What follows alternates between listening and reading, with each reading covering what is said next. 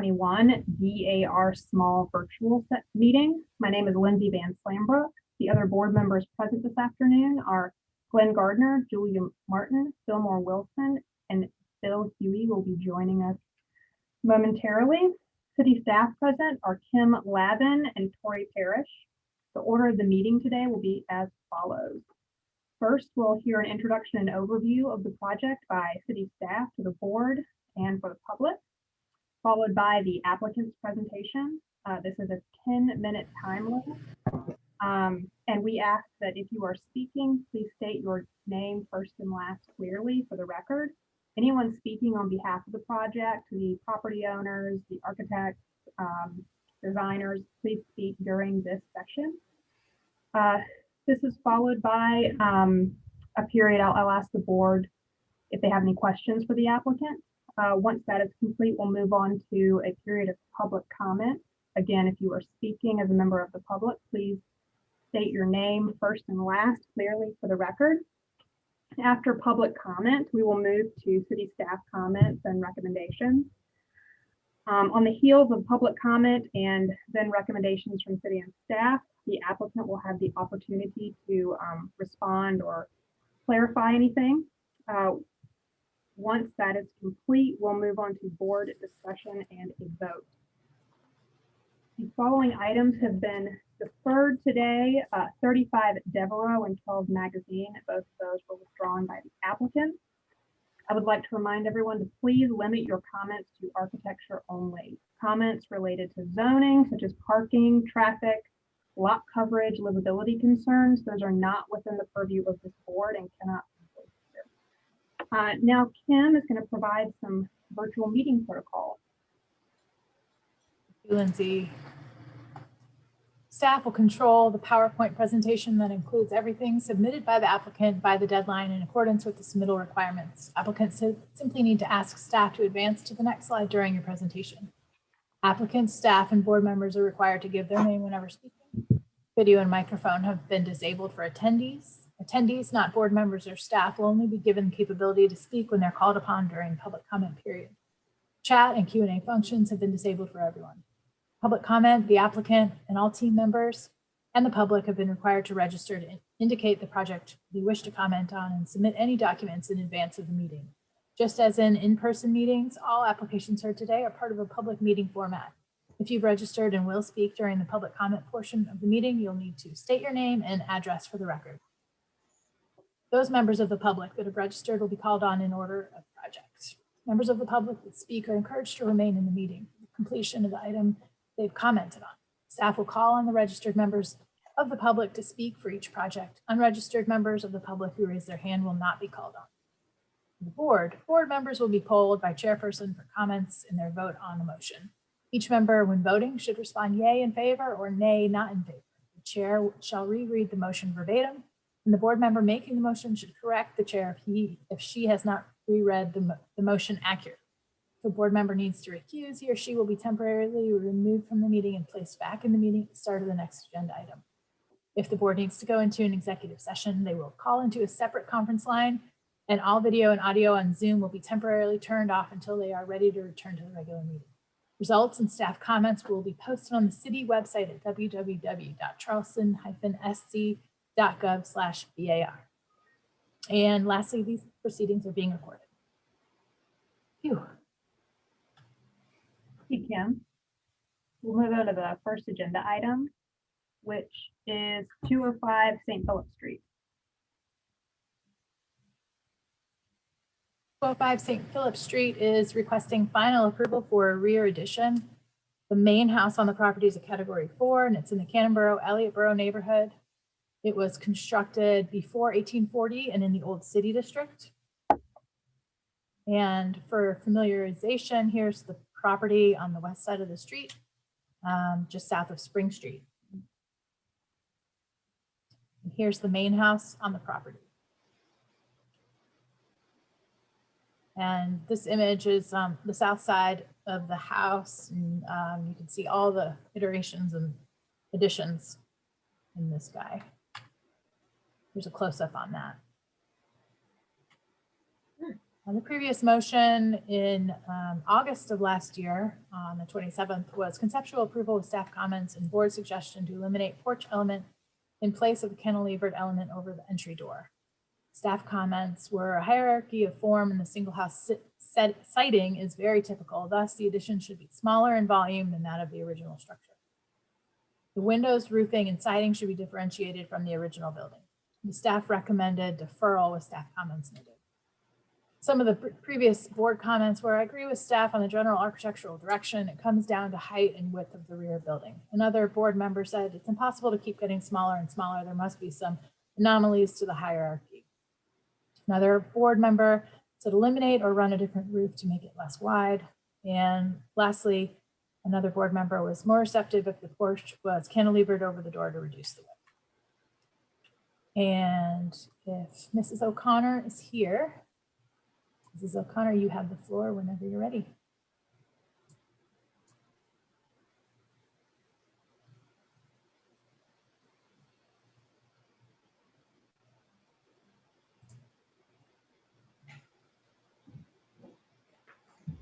Mrs. O'Connor, you're muted.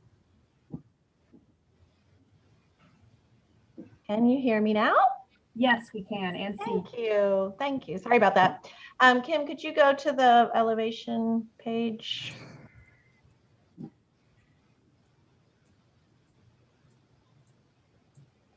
Yeah, right there. Thanks. So thanks very much. Actually, Kim, could you go to the B201? B? Yeah. Which way is it? There it is. Oh, okay. There you go.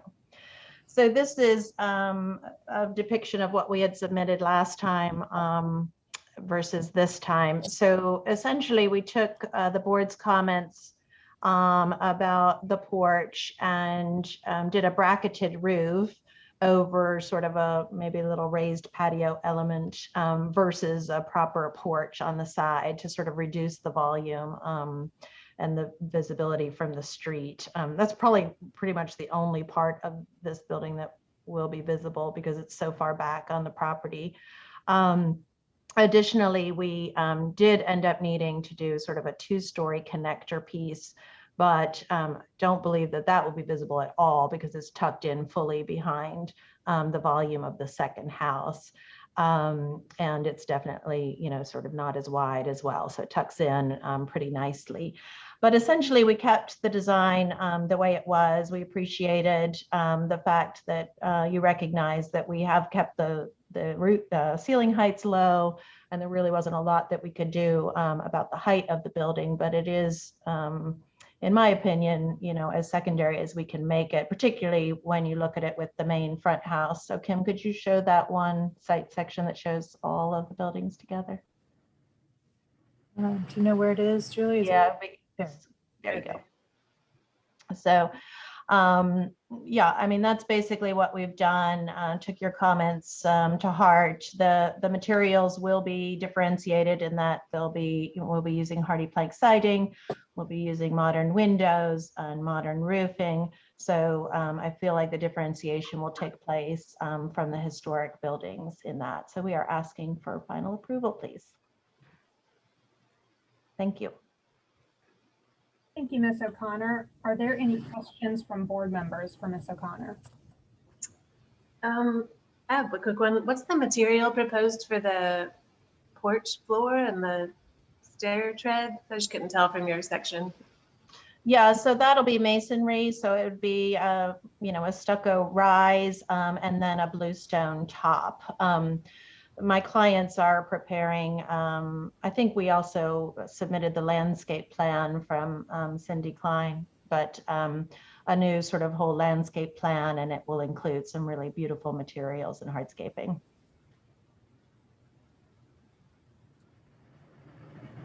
Thank you.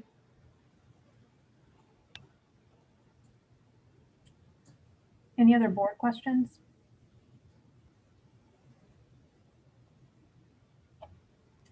All right, we'll move on to public comment. We don't have any public comment. All right, on to Kim, city staff recommendations. Thank you. We just have a couple comments.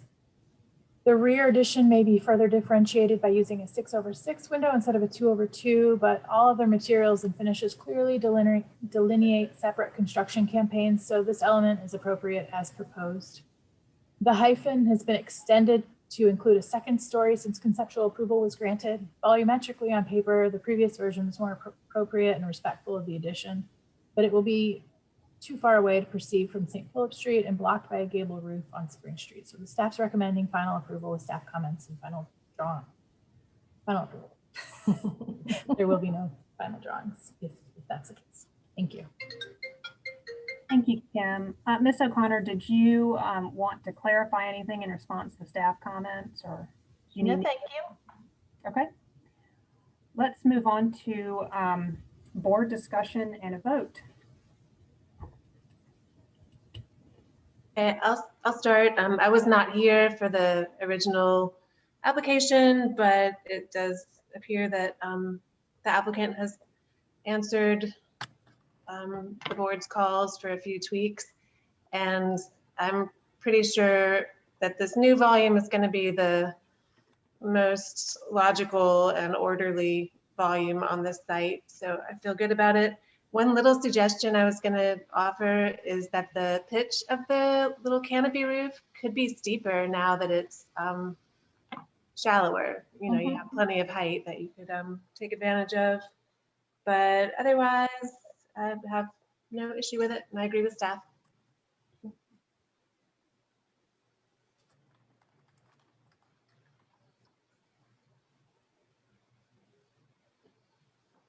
Glenn Gardner, I have the same feeling. I think the progress that's been made, in my opinion, this has made it to a level where I'm comfortable supporting it for approval. Fillmore Wilson, I agree with my fellow board members. I think the questions have been addressed, and I am perfectly comfortable with approval. I'll just make a motion for final approval with staff comments. And that's it, right? No final review by staff, Kim? That's right. Okay. And I think it's implicit in your first comment that the 6/6 is optional, right? Not mandatory. That's right. Okay.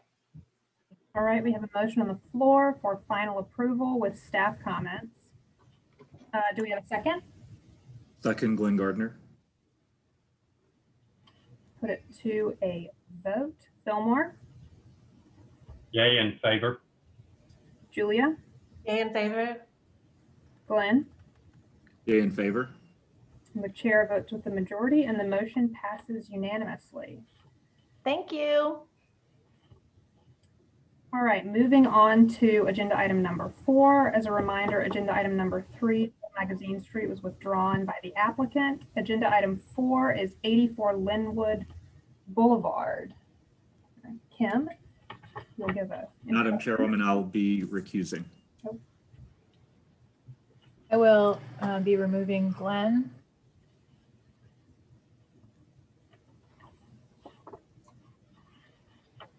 Okay, Glenn has been removed. 84 Lenwood is requesting preliminary approval for a new entry stair, new garage, and hardscaping. The building is a Category 2 in the Charleston neighborhood and was built in 1800 in the Old and Historic District. For a little bit of context, it's on the east side of the street, just south of Trad. This property is very unique, so I'm sure Eddie will be doing a great job, but the driveway, the entrance is on Trad and it comes down all this way.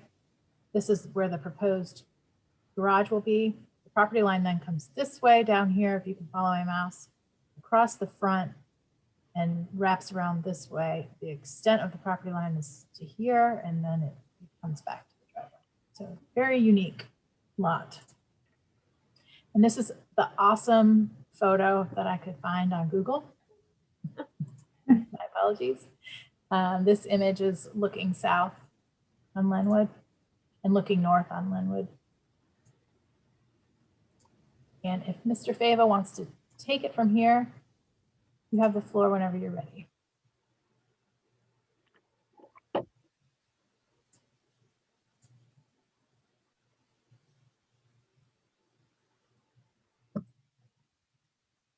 There? Yes, Okay, good evening. Thank you for sitting this one out for us this evening, or sitting this with us this evening. It's 84 Linwood Avenue. We were representing Boo and Isaac Morton. As Kim referenced, it's a magnificent property, and I think our goal with what we were doing was trying to be as minimally invasive and anonymous as possible, not trying to make any kind of design statement. But on the first next page, please, Kim.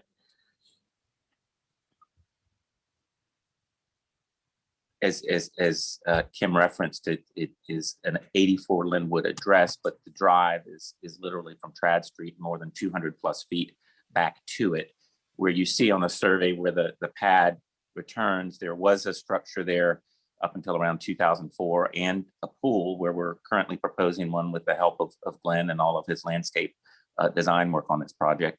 The last and minor item is a staircase that's off of Linwood Boulevard, where a current third or fourth iteration of one, which is not historic, sits presently.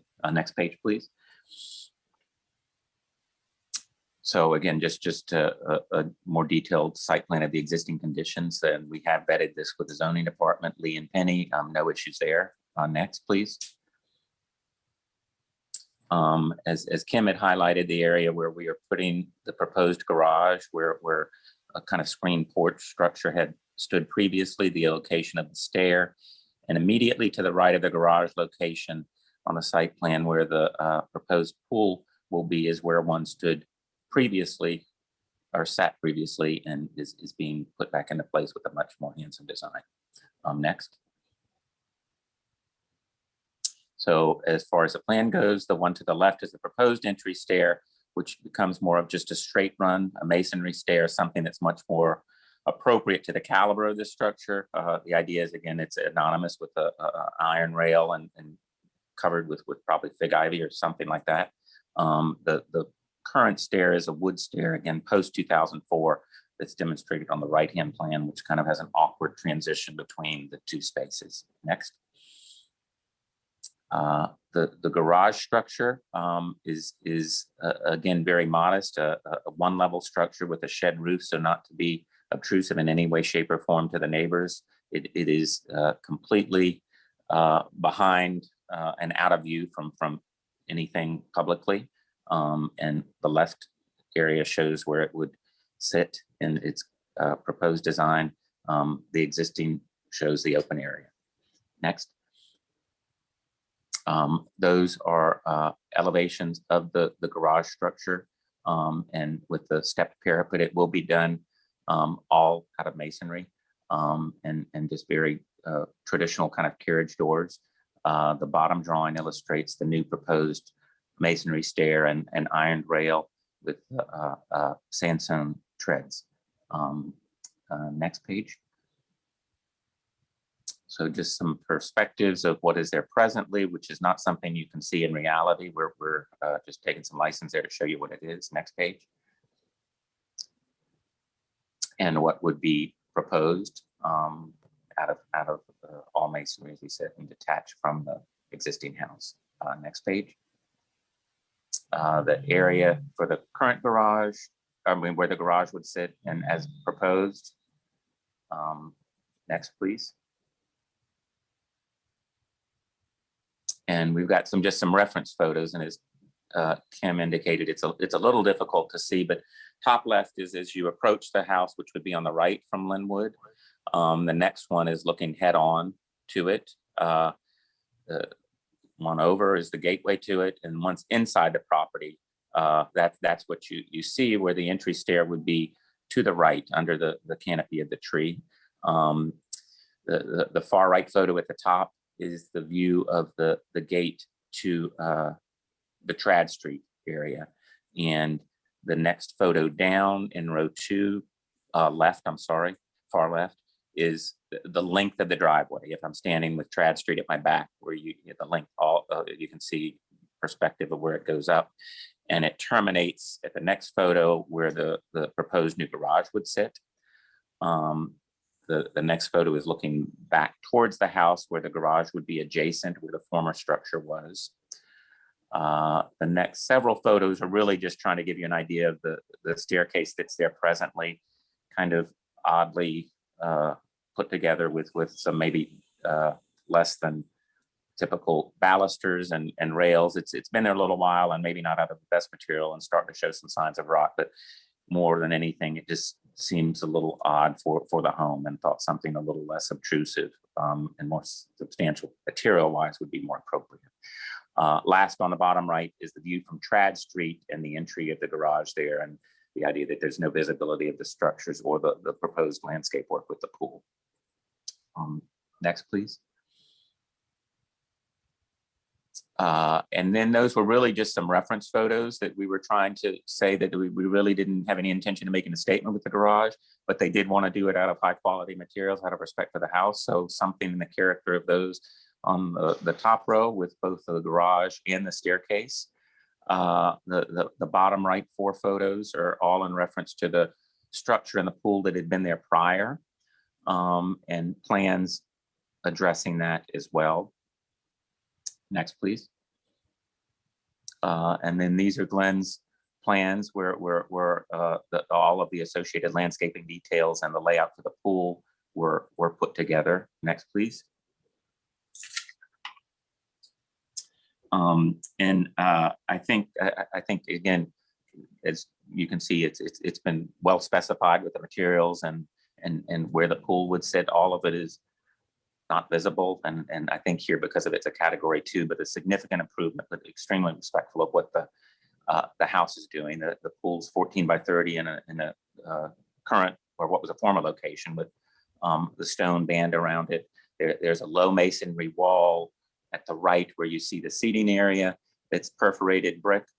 Again, not visible, but a wonderful addition to the property, defining and securing the pool area. Next, please. And I can probably go through these rather quickly, but addressing the staircase, that's what we had discussed before. That's the existing area, and Glenn has been kind enough to weigh in on how that area would be re-landscaped. Next, please. And this is the existing area of the rear that you had seen when we were putting the garage and the pool, where presently it's just a drive and a lawn. The area of the demolition. Next, please. The simple solution to the new stair, which opens up the space and respects kind of the tree that had been planted there prior. Next, please. The pool design and how it will connect with paving and the materials that have been specified accordingly for the garage section. Again, it's remote, will not have any impact visually or otherwise really with neighbors. Next, please. And these are Glenn's details associated with all of the materials and whatnot. But we did speak with both Historic Charleston Preservation Society, and there were objections from neither. And I know the Mortons spoke with their neighbors at least I know 86 and 129 Trad, which are adjacent and probably most impacted. And there were not objections voiced by them either. So happy to answer any questions if you have any. Thank you. Thank you, Mr. Fava. Are there any board questions at this time?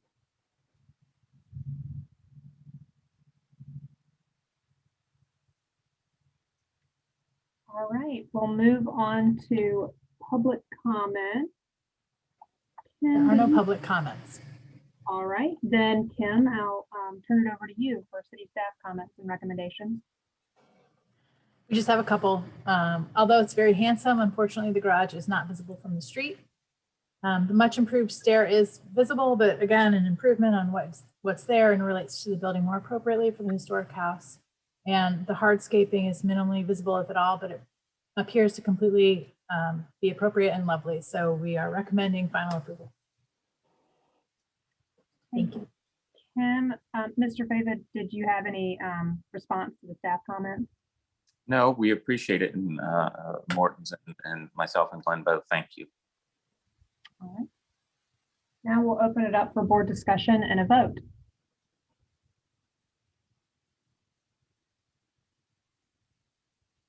This is Julia. I think it all looks great. I wish that stair could magically float without the wall support back at the porch, but it's totally fine. I think this is lovely, and I agree with staff. Fillmore Wilson here. Yeah, it's, I don't think, it would be difficult to find something to object to in this. It's a really nice plan, and I particularly appreciate the materials in the garage. So I agree with staff. This is Lindsay, I agree with staff's comments that it is unfortunate that the garage is not more visible. It'd be really nice. So I agree with staff. All right, I'll make a motion for just final approval. Bill, did you have? Oh, I was just going to say I did log in late, and I apologize. I don't know if I'm eligible to vote on this, but I did review the drawings ahead of time, and I do agree with staff's comments and recommendation. Yeah, so you can vote. Julia, did you want to make a motion? Sure, just for final approval. All right, we have a motion on the floor from Julia for final approval. Do we have a second? Fillmore Wilson, I'll second. Thank you. Put it to a vote. Bill, Yay in favor. Julia, Yay in favor. Fillmore, Yay in favor. chair votes the majority and the motion passes unanimously. Thank you all. Nice to see you. Take care. Have a good evening. Bye. Bye-bye. Right, let's bring Glenn back in. Will do. You can find him.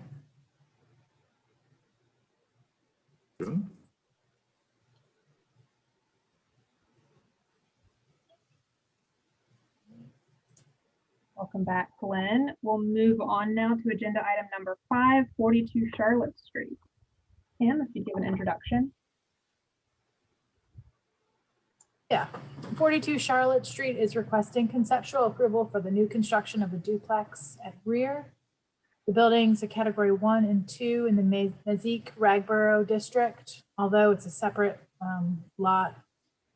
The main building was constructed in 1831 and it's in the old historic district. For your familiarization, this is the property in question on the north side of the street between Elizabeth and Alexander. Here are a couple existing site photos.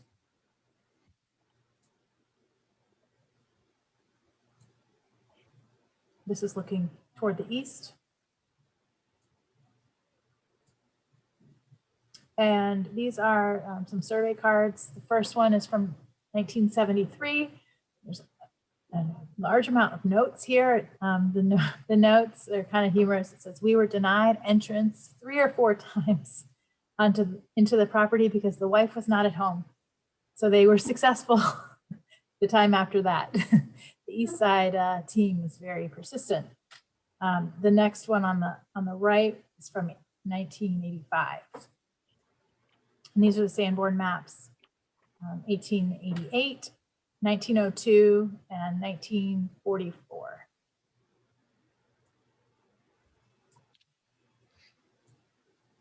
And Mr. Hughley, if you're here, you can have the floor whenever you are ready. Thank you, Kim. Can you hear me? Sure can. Hi, I'm John Paul Hughley. I'm the founder of the American College of the Building Arts, and this is a new project for us.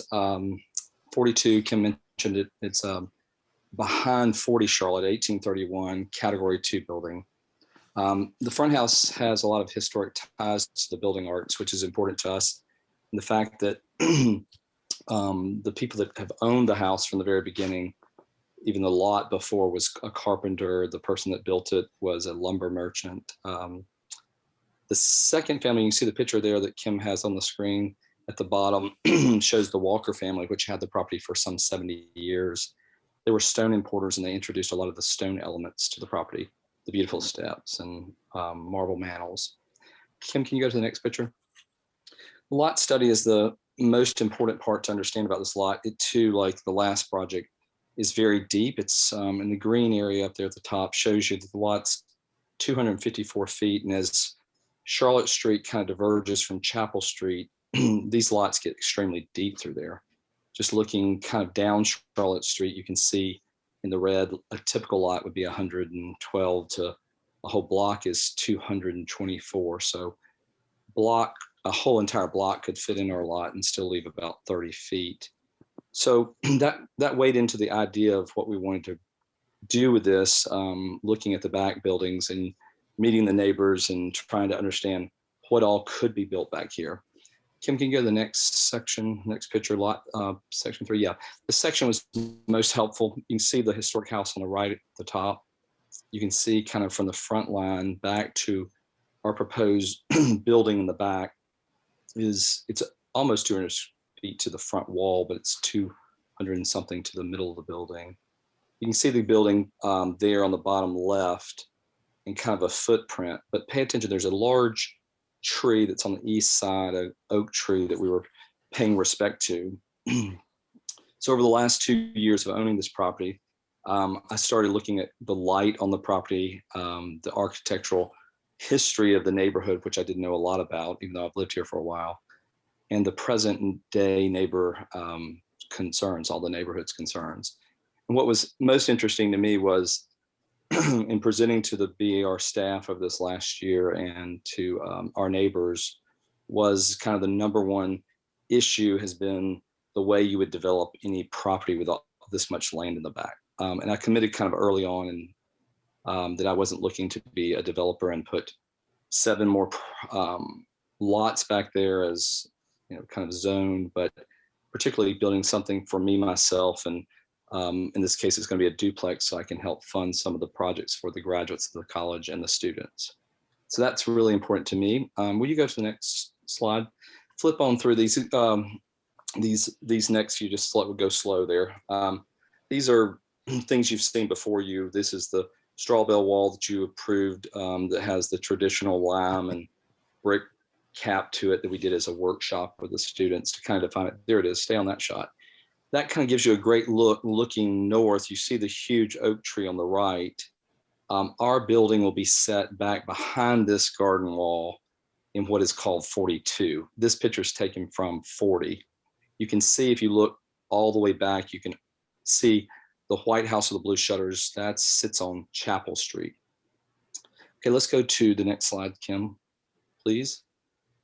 Overwhelming what we learned through that workshop and getting to know neighbors were there had been a battle before on our street of Charlotte Street at 21. And this is where they developed the back of a property where they added 4 more units. In this case, it's a smaller lot than ours. It's only 0.38 of an acre. We're 0.48, but they were able to bring in smaller kind of what's popular today and having a, I don't know if you call it a micro home or something small. And I kind of committed from day one that although I wanted to have a place where I live and work and entertain with the building arts to showcase, I would not necessarily want to go that direction. And I think overwhelming, you'll see in the letter of support, the neighbors are really adamant about, please don't chop it up. And so I think through our studies with some of the students and the work we've done, we've shown the outbuildings that are here. I mean, obviously in our neighborhood, we have much larger lots. We have a lot of not just kitchen houses and tenements and wagon sheds and barns and stables. And in our case, we even had a greenhouse. But to avail to the neighbors issue, we really proposed, in this conceptual review that we keep this duplex as kind of one outbuilding. In this case, the direction, the form is kind of a coach house, as we're calling it. Next photograph, Kim, please, slide 9.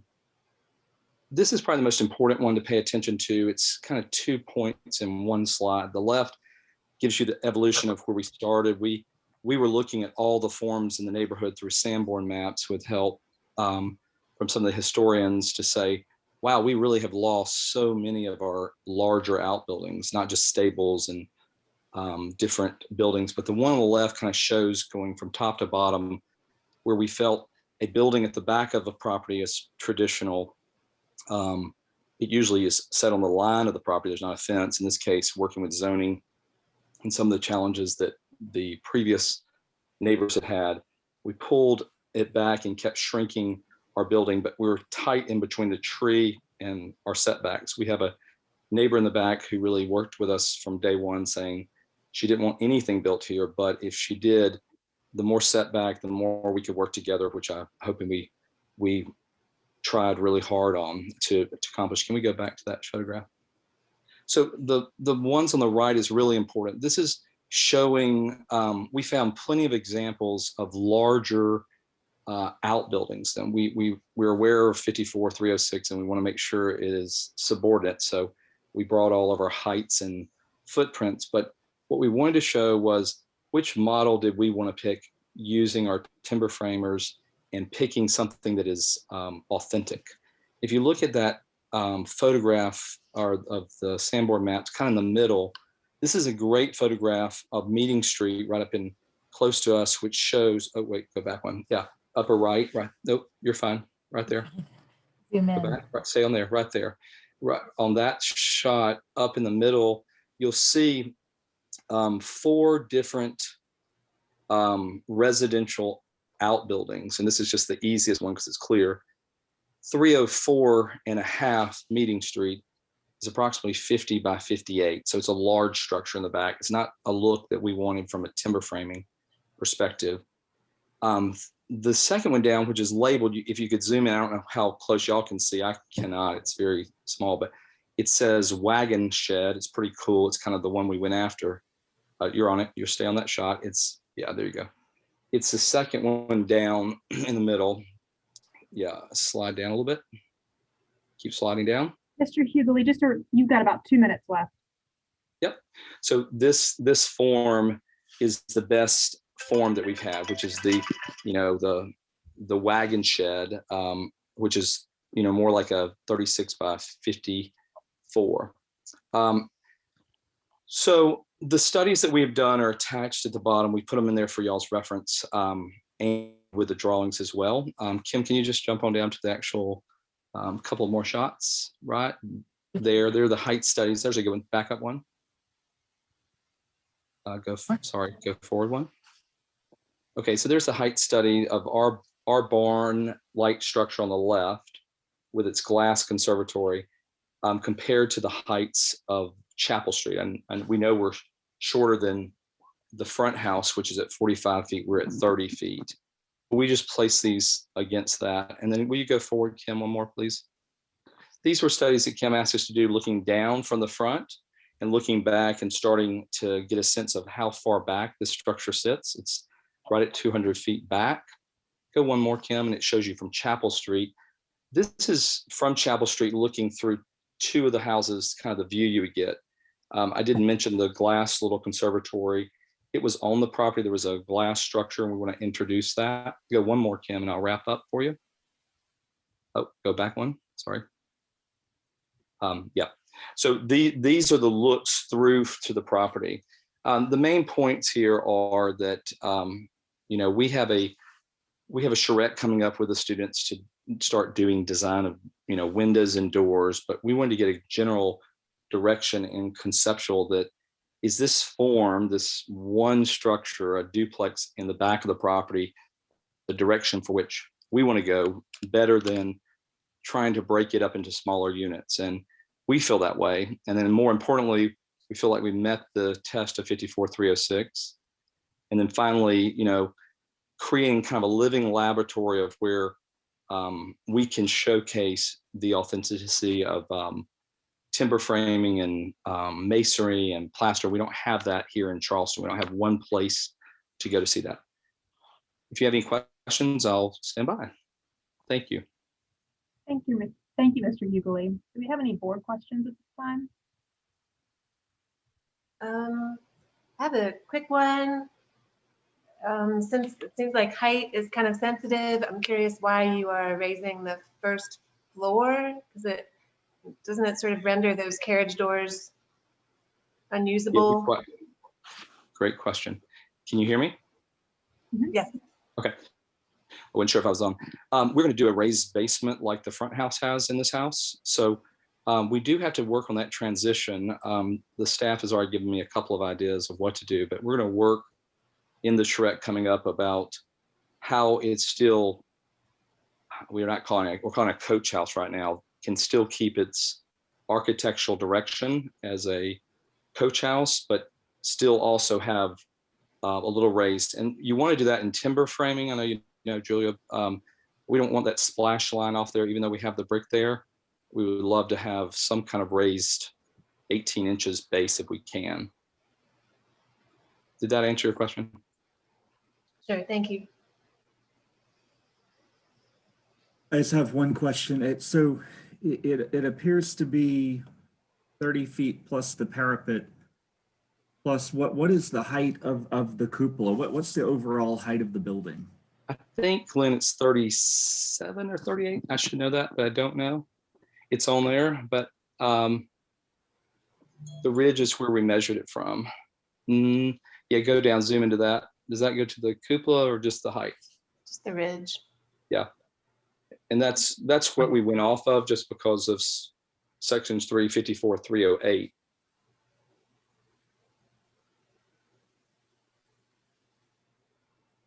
I think it's 7 feet if I'm remembering correctly.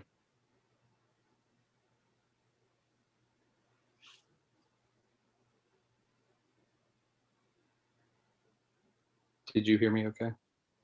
I can hear you. Okay.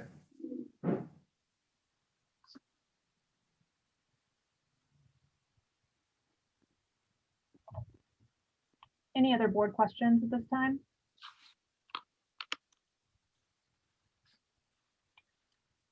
All right, we'll move on to public comment, and we have several that I'll read out.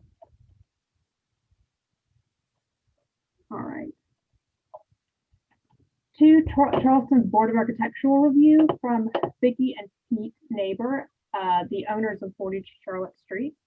We're the new owners of 40 Charlotte Street and purchased this property with knowledge and design interest of what is being proposed to you on February 5th, 2021. The new structure known as 42 Charlotte Street sits within a horizontal property regime that we share with the applicant, John Paul Hughley. We have studied other options with more structures and smaller footprints, broken up massing and scale, and prefer one brick structure with a relief system program, hence the added glass conservatory. We think that was a great compromise for us in the design process with a nod to history for the glass structure that was once here. We realize our front structure is tall, almost 45 feet, and working with Mr. Hughley on the duplex, he was able to make the structure a story and a half on this first submission by slightly adding to the footprint to restrict the height, i.e. 2 full stories or more. Given that this structure sits almost an entire typical block back from Charlotte Street, we believe the depth of the structure and width are less important than height or breaking these into multiples. It was a design challenge that we feel is a win-win for us and neighbors, making it look like one structure. We know he has continued to contact the neighbors to engage them in this journey, as we respect that immensely. The structure is oriented like our home and pays respect to a grand oak tree that we desperately would love him to keep. The orientation speaks not only to our home with its close attention to the location of the cupola and garage doors.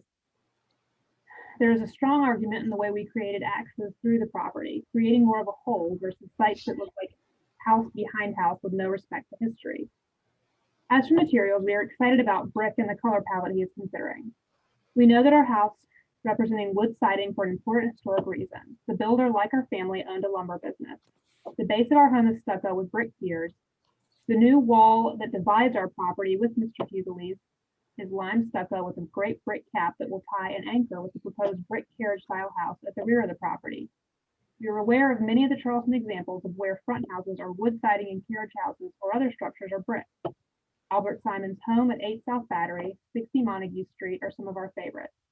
The most important part of this for us as supporters of the American College of the Building Arts was the history of this property, starting with ownership from carpenters, lumber merchants, stone merchants, architects, and now an opportunity to show tastefully all the trades taught in one site that the students, graduates, and faculty can leave their mark. It will be a great opportunity, it will be a great property that we can look forward to opening up each of the structures to benefit the education of craftsmanship. We share that with John Paul, and we are excited about being part of this project. Where good building practices and sustainable design meets a historic storyline that it can and will be told in the Garden District of Charleston, in a place we have quickly grown to love as our new home. Thank you for your time and look forward to seeing the brick carriage house anchor us to the north. Next, we have an email from Barbara Julius to John Paul Hughley. dated February 23rd, 2021. My husband, Dr. Alberto Santos, and I, Barbara Julius, live next door to 42 Charlotte Street. We have lived in the historic Houston house since 1986. We have met John Paul to go over his proposed plans and are in support of the structure. Given that it would have been possible for several small pod homes to be scattered around the property, his tasteful project is a better solution. I would like to add that the work that has taken place under John Paul's direction has been first rate. He cares about the small details in terms of the big picture. I've had a bird's eye view from my kitchen sink. Additionally, he cares about the neighbors.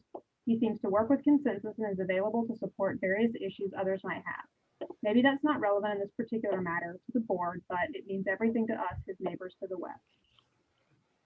Next, we have an email from Judy Murphy to John Paul Hughley, dated February 22nd, 2021. John Paul, thanks so much for meeting with us and explaining in details what your plans are for the back property next door. The plans are well thought out and researched, and as a neighbor, I appreciate that. I also thank you for your consideration in telling us your timetable, what to expect as far as construction goes, etc. I could not have hoped for a better neighbor. Next, we have an email from Carol Luongo to John Hughley. John, thank you for inviting me to see and share all the proposed plans you have for the carriage house and conservatory at 4042 Charlotte Street. As a new resident just next door at 44 Charlotte Street, I plan on being here long term. I came to live in Charleston because I was drawn to its historic charm and beauty. After meeting with you and hearing your plans, I feel assured that you have the best interest of our neighborhood in mind, as well as your own, since you consider this to be your home too. The drawings you've shown me of the proposed building in regards to scale, mass, and orientation, I believe to be in keeping with the neighborhood, and once completed will serve to blend and complement the surrounding homes. Thank you. Another email from Gordon Smith to John Paul Hughley. John Paul, this is from your neighbor, Gordon. Hey, thanks for showing me your plans. Love the layout of the lot and the design. It'll be a nice addition to the neighborhood. Look forward to seeing it finished. Next, we have an email from Barbara Nee Wilson, dated February 21st, 2021. Hi, John Paul. We have received and reviewed your plans. Speaking as your immediate neighbor with a direct view of your new home, we approve of your plan and wish you luck moving forward. Next, we have an email from Susan Dunn, dated February 24th, 2021. Dear John Paul, my house, 37 Charlotte Street, is directly across from 4042 Charlotte Street. My sight line runs right down the 4042 driveway. I have lived here since 1977. I have carefully reviewed the plans and explanations that you shared with me for the proposed construction in the space behind 40 Charlotte Street. I find your plans lovely. I support them wholeheartedly. My house is a triplex that was built around 1914. I support the duplex design because it is attractive and harmonizes well with a historic home at 30 Charlotte Street. I also know from experience that multifamily structures can provide a desirable option for seniors and people with small children. The horizontal orientation echoes the front house, saves the beautiful oak, and fits well into such a wide lot. Please feel free to share my comments with the city of Charleston. I can be reached by cell phone at cell phone number, all my best, Susan Dunn. Next, we have an email from Denny and Margaret O'Brien, dated February 24th, 2021. John Paul, we really like your design and plan for 42 Charlotte. We are especially excited to see a proposed new building that is the appropriate size and scale for both the lot and the house in front of it. We have been really disappointed and literally cringe every time we walk by one of the houses in the neighborhood that has been allowed to add tiny, ugly structures in the rear yard. The plans presented to the neighborhood association definitely did not make clear how small and unattractive they would be. We are so glad also to see that your design looks as though it could be a building from the time period of the house, especially with it facing the street. I don't know if you know that the older Sanborn Maps shows orientation of back buildings facing the street on both Stange's and our property, 34 and 36 Chapel, but labeled 36 and 38 back then. We recently toured 5 East Battery, which also has a side lot like the one at 40 Chapel and has a similar but taller outbuilding across the back property line. We know your Chapel Street neighbors appreciate that you are not proposing to build your new building on the property line. You know we are longtime supporters of the traditional building arts and appreciate owners planning to use the graduate skills and applying traditional techniques to new construction. At a time when Charleston seems to have been handed over to developers with little interest in making new buildings fit their environment, We appreciate that your proposed structure is appropriate to our neighborhood and its history. We look forward to seeing your new home rising in the near future. Next, we have an email from Martin Grimling, dated February 24th, 2021. John Paul, thank you for sharing your vision for the property with us. This is a very promising design, which I look forward to seeing develop in more detail. I think your proposed building will be a complement to the neighborhood and to the larger house at 40 Charlotte Street in particular. The scale and mass of the building is appropriate, and the architectural expression is charming and restrained. Sadly, Masick Ragborough has lost a great many of its kitchen houses, carriage houses, and other ancillary structures over the years and centuries. And the buildings which have sometimes replaced them have often left something to be desired. Your project will be a step forward in mending the state of affairs, and I entirely support your application for conceptual approval at the BAR. Next, we have an email from Michelle Say, dated February 21st, 2021. I am in full support of the 4042 Charlotte Street proposal by John Paul Hughley. I respect and admire John Paul's commitment to the building arts and am confident the addition will be a positive asset for the Garden District. 21 Charlotte Street has been my home for 20 years, and I am in full support of John's project. Best regards. Next, we have an email from Ian Walker, dated February 21st, 2021. Hey, John Paul, I like the concept overall, the materials choice and positioning on the lot. I feel you are right in thinking to add traditional style dormers to the roof, as we spoke of the other day. For one, it will bring light to the second floor, and two, it will break up what is a rather large roof that seems to dominate the look of the house.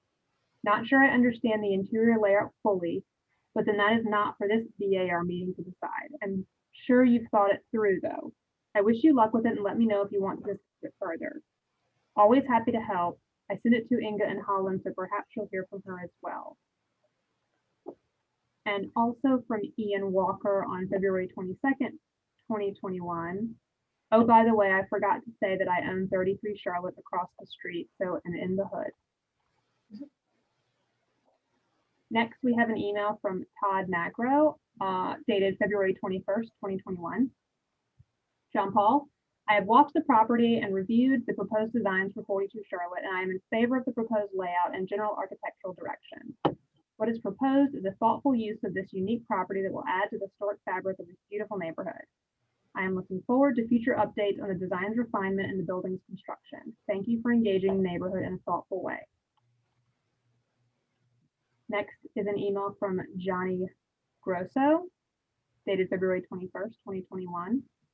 Hi, John Paul. Congratulations on selling the house. Appreciate you sharing it. Jen and I think your design looks great and we fully support your plan. We think it will be an awesome addition to the neighborhood. Happy to help in any way. Good luck with everything. Next is an email from Barbara Savarese, dated February 23rd, 2021. John Paul, this design is beautiful. You have really put a lot of thought and planning into incorporating it with the lot and in relation to the front house. Best wishes in getting this through the approval process. Next is an email from Lisa Flagman, dated February 24th, 2021. To BAR members, until 2.5 years ago, my husband and I lived at 32 Charlotte for 23 years. After reviewing the proposed plans for 4042 Charlotte Street being submitted by John Paul Hughley, I wholeheartedly urge the BAR to approve them as is. Over the years, and unlike much of the new construction in downtown Charleston in the past decade, I have been impressed by Mr. Hughley's work and his dedication to preserving the historical harmony and details that has been Charleston's architectural legacy and for what it has been known for. Next is an email from John Palmer, dated February 24th, 2021. John Paul, happy to see the property in the hands of people who have an appreciation for craftsmanship like Pete and Vicky do. And I think the building you're proposing will be a valuable addition to the neighborhood. Your attention to detail, hands-on approach to both design and construction, and eventual residents in this building make me comfortable knowing that the integrity of the finished product will be something we can all be proud of. Thanks for all of your research to make sure the building has roots and architectural precedents found in the Ragborough neighborhood of today and yesterday. Bravo, good work, neighbor. And last but not least, we have an email from David Gross, dated February 24th, 2021. Dear John Paul, Victoria and I have had a look at your proposed duplex behind 42 Charlotte Street and feel that what you envision is appropriate for the site, and we would like to support you in your efforts for this project. We have lived in the neighborhood for about 35 years, and as homeowners at 27 Charlotte Street have a vested interest in the best project possible for your site and have confidence that you will do a great job. Please feel free to forward our email to the City Approvals Board as you proceed. Oh, okay. Now we'll move on to city staff comments and recommendations. Kim? We have a couple speakers. We have April Wood first. April, you have the floor whenever you're ready. April Wood, Historic Charleston Foundation. HCF has reviewed the application for conceptual approval for the new construction of a duplex at the rear of 42 Charlotte Street, and we thank the applicant for his time with us to help us understand the proposed project. We are impressed with the amount of research that the applicant has done to make his case for the orientation of the proposed dependency structure, and we are supportive of the proposed orientation of the building. We are also supportive of the applicant's mission to provide a building trades educational opportunity with the construction of this structure, and we applaud the applicant's dedication to traditional timber frame construction. While the size of the proposed structure is a little large, we feel that the large distance between the structure and the street makes the proposed structure subordinate. At this point, our primary concern with the project is the conservatory, which does not appear to complement the proposed structure. This portion needs additional study before it is ready for preliminary review. We recommend conceptual approval with the condition that the conservatory is restudied and potentially reduced in size to better complement the proposed structure. Thank you. Thank you, April. We also have Erin Minigan. Erin, you have the floor. Thank you. Good evening. Erin Minigan with the Preservation Society of Charleston. First, the Preservation Society would like to thank the applicant for meeting with us and walking us through the project. We appreciate the thought that has gone into this proposal and outreach the applicant has done with various stakeholders and neighbors. We also appreciate the opportunity to visit the site yesterday to gain a better understanding of the siting of the proposed building and surrounding context. Given the depth of the lot and existing grand tree location, we are not opposed to the orientation of the building.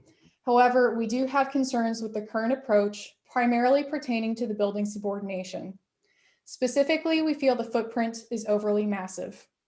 The building should better reflect the types of dependencies seen in context, which have narrower footprints and are more compatibly scaled to the residential setting. We would also encourage restudy of several architectural details. First, given the prominence of the roof slope, we are not supportive of the skylight openings and would prefer to see more traditional openings incorporated, such as dormers. The cupola is also overscaled, and we do not find its off-center alignment nor the asymmetrical fenestration pattern below successful.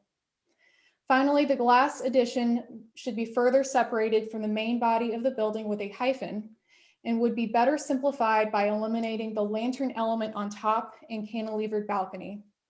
We ask the board to defer this request to allow the applicant to restudy the height, scale, mass, and architectural direction of the proposal.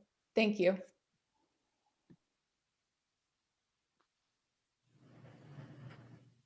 And I believe we also have a Ferris Kaplan.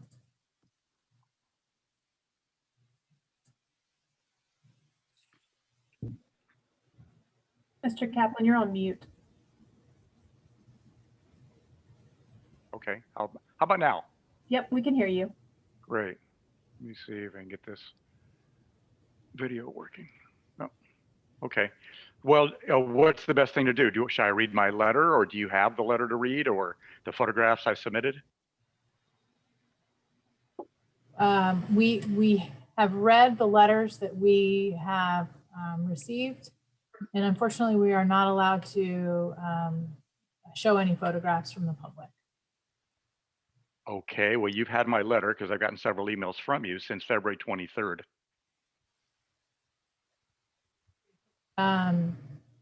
If you have it in front of you, would you please read it? Sure, I will. Thank you. Okay. Dear Bar, while you wanted to offer comments for the February 25th meeting, which of course kept being postponed, our house, 47 Chapel Street, is directly behind 42 Charlotte. Our backyard fence abuts their backyard fence. So we are opposed to this proposed development. When we bought our house 7 years ago, one of the top reasons was for the unobstructed wide view of the then Tom and Julie Baker's large yard to Charlotte Street. At the time, this was among the largest undeveloped grassy yards in downtown Charleston. Its centuries-old oak trees, bushes, and grass was pristine until now. And then I gave it a little history about the lots. So do we want a large 2-story building just 25 feet from our fence, towering over our yard? No. Do we want the noise and lights of 2 cars parking just 25 feet from our fence pointed towards our house? No. Can we stop it? Probably not. The trend seems to be giving approval to fill every inch of downtown with more buildings, no matter how unhistorical or cluttered. If this project is allowed to proceed, we have concerns about the flooding. With construction, cement, and development, where will the water drain that was previously absorbed by the natural ground? If an edifice must be erected, we do prefer one structure as opposed to several smaller ones that would bring more people, cars, and parking. We do prefer unobstructive skylights as opposed to dormers that would look directly into our bedroom and bathroom. John Paul has been a good neighbor, soliciting our feedback and keeping us informed on his project. He has the knowledge for building a quality dwelling. We just want to minimize the changes to the historic Mazik-Ragboro neighborhood and our view just 25 feet from our fence. And then I had photographs, which you have there, which I don't know why you can't show them. But I would just add that it's nice to know that all the neighbors on Charlotte are in support, but it's also nice to note that they are the farthest away from this building as possible. We are the closest to this building as possible.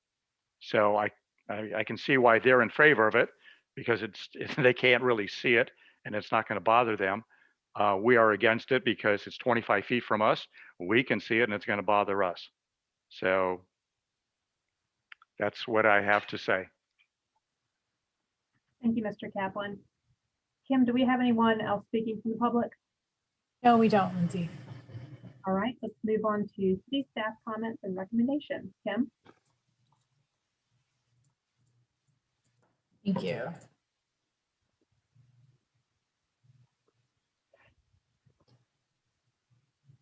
We have several comments. The most visible element of the proposal will be the roof, the westerly door, and the conservatory. Staff feel that the roof is overly broad and is highlighted by the unusual depth for a rear building. Appropriate dormers might mitigate the most prominent and most visible feature of the project. The building is not subordinate in mass and seems akin to a warehouse, which is concerning, and narrowing the depth might help the massing be more traditional for a secondary structure in the neighborhood, and again, help the roof massing. Restudy and balance the fenestration. The windows should be vertical in proportion rather than horizontal, and directed toward a residential scale rather than industrial. The westernmost door floats above the ground plane with no access and should become windows if there's no intention for access. The cupola is out of scale and should be restudied. The concept of a conservatory is interesting, especially considering something of the sort was once on the property. Restudy and narrow the connection to the element from the masonry building. The delicate detailing here will be more successful. Some whimsical or folly-like details could be added, but it should remain fairly simple and relatable to the utilitarian masonry building. Eliminate the brick entirely on the western end of the conservatory. So the staff's recommending deferral for massing and general architectural direction. Thank you.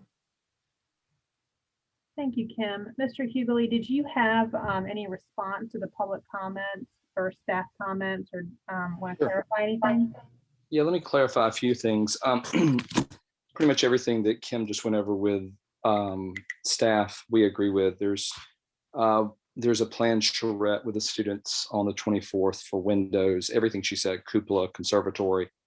They really need to be, we've done a lot of research, but they need to come all together. Even the windows, the very last comment she had about windows to the north, we had been avoiding that. She's mentioned it a couple of times, but we think it's probably a good idea now. Dormers, we've already done a dormer study. I haven't really loved any of it yet, but we're going to come back with something. But let me state a couple of things just for Mr. Kaplan. He's been great. They don't want anything here. It's been very clear, but they've been very nice to work with me. I will make sure that any kind of course flooding never goes their way. We'll do everything we can to keep them. They're not the actual closest neighbor. 38C Charlotte Street is much closer than they are, but my impact's going to affect everybody. I mean, I know that. I'm in the building world, so I want them to have my phone numbers and be able to comment. The most important point that needs to be made is we have down, Kim, can you go back to the middle photograph, or you remember seeing it, where it is appropriate for buildings this shape and size. So, I mean, we know historically, we did our research, we have the studies of buildings in our neighborhood. This is, Christina Butler calls this in her writings, the industrial neighborhood. This is where the craftsmen lived, the working class. And buildings in the back weren't the little thin carriage houses of 26 feet.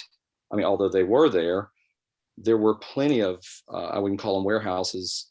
They're called wagon sheds, coach houses. So the depth and the shape that we have scaled it all the way down to and kept 2 units inside is absolutely historically appropriate. I can show you in tons of studies. So I know that's right historically. Subordinate, you know, I'm a matrix guy, so I really want to know that it's less than in height and footprint. And I've worked with Kim on that topic. But what I've learned from architects here locally is subordinate may not just mean less than in square feet, for example, or height. We got those met. What it may mean is it appropriate for that? And I think that's where this coach house actually is successful, because it's not trying to be anything other than a building to the back, and it's not trying to read as a duplex. I don't want that. The way I'm going to live in it and entertain in it, it's 2 single men living in the property. We'll have A and B, and we have a common area to show off the building art. So if it starts to go smaller and I can't get 2 to do it, I've got to go in a format of different buildings back there, which we honestly haven't studied. We're welcome to do that if that's the direction of this board. We just want clarity tonight. We've done too much work over the last year, and we have too many charrettes set up to start detailing windows and stuff, and I don't want to waste people's time and money. So that's all I'd ask from the board, is give me clear direction. And all of the 6 things she just mentioned, the answer is yes. We will restudy, not only restudy all those, we're glad to restudy all those. Thank you, Mr. Hughley. Let's open it up for board discussion and a vote.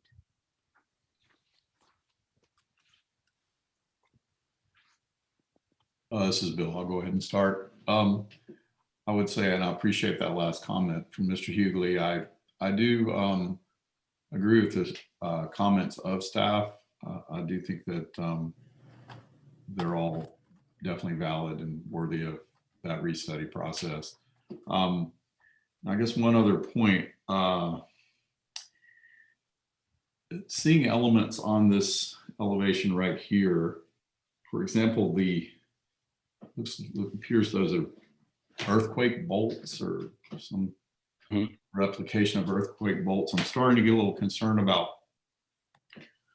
differentiating this building historically, because I know the talent of the people that are going to be building this, and it inevitably could give a sense of false history to some point. I want to make sure that, and potentially in looking at the detailing, that there's at least obvious indicators that it's, you know, built of this time, just to conform with our Secretary of Interior standards, you know, guideline. All in all, as far as the single unit versus multiple units, I agree that is a better approach. So I would just say that I agree with staff's comments and recommendation, and then just that other side comment from me about making sure that it is speaks of its time and doesn't, you know, go too far to replicating something, because I think with the potential talent involved in this, it could easily read as something from another time. This is Julia. I'll add to that. You know, of course, I think we all respect and support the idea of hands-on education being incorporated into this project. And I have zero issue with the perpendicular orientation of this structure on the lot.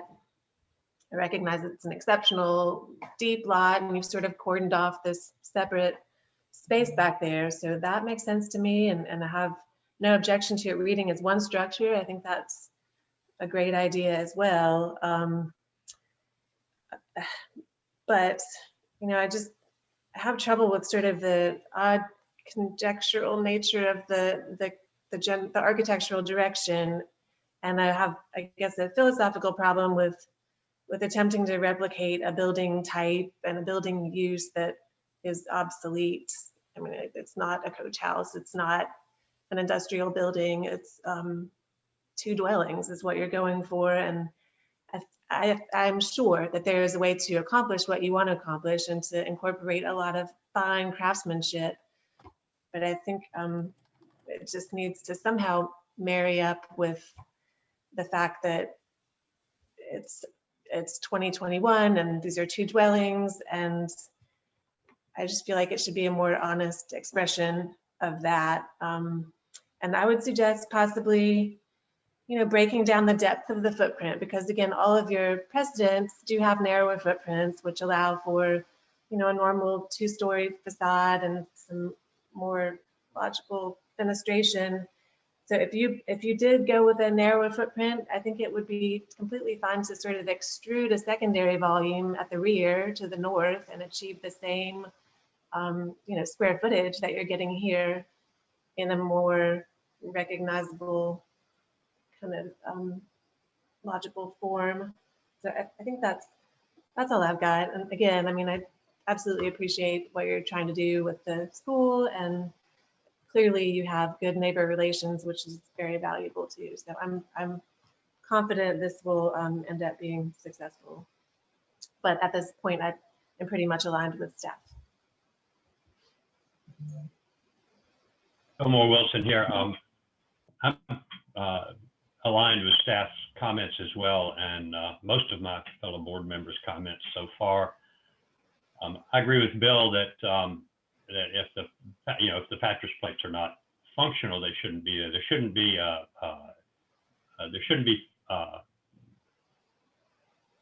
I hesitate to use the word fake, but there shouldn't be fake elements on the structure that wouldn't be there naturally. I don't have a lot of problem with the basic building, and I know that the construction techniques will be excellent. I don't have a problem with the building looking traditional, because I think in final form, if there are no sort of arbitrary, unnecessary elements on the building, that it will be distinguishable as a modern structure. I agree with staff comments about the roof. I agree with Julia's comments about the idea that perhaps there's a better way to reduce the mass of that building with some other elements. I think the conservatory is an interesting idea, but I think as it's pictured here in this elevation, it needs to be restudied because it seems to be unrelated to the main structure. And so I am in accordance with staff's comments and recommendations. Glenn Gardner, I don't have, frankly, a whole lot to add because I think nearly all of my notes have already been gone over by fellow board members. I will just mention a couple quick things, and I am really on board with everything that's been said. Just a few points that I had made. I think this building as drawn, which I think the comments that have been made are probably leading toward a different view of what may be back here. But to me, this building is begging to be grounded and shouldn't have the base that is shown. If those large kind of carriage looking doors were to be included, I think those should open up at ground level. It shouldn't feel like a loading dock against this building. And I think that begins to make this building feel very, very industrial. And commercial by these carriage doors being up in the air. Secondly, I think the cupola really makes this overly prominent as a secondary building in the back. I did go by, looked at the flagging on site, and I think the height of the cupola really would potentially be very prominent from the street, and I think that should be studied very, very carefully. And then finally, I agree completely with Fillmore. I have felt like the conservatory element, especially the second story, and I think there's a balcony on there. I think that is fighting with the other building, and it reads as two separate architectural thoughts happening. So I think it would be intriguing to perhaps disengage or pull away a one-story element of a conservatory thought that was disengaged from the building, but not fighting with the building, or not competing with the building, I guess is more of my comment. And otherwise, I will add that, kind of as a few other people have said, based on the lot, based on some of the studies, even though the Sanborns don't show anything ever having, to my knowledge, been back there at all, I am not opposed to the orientation of a building, but I do think the footprint is a little too, perhaps too deep on this. But the left-right orientation, I think I can be okay with. Thank you.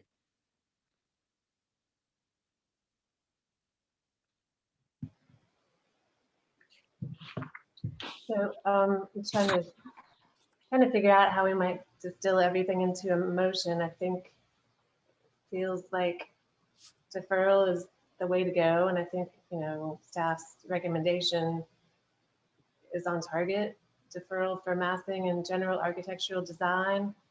In terms of comments, I'd like to know what other board members think. A number of staff's comments sort of imply that, you know, that this design is close to acceptable, and I'm not sure, you know, I'm not sure if we want to give that impression or not. I'm not sure. So what do you guys think?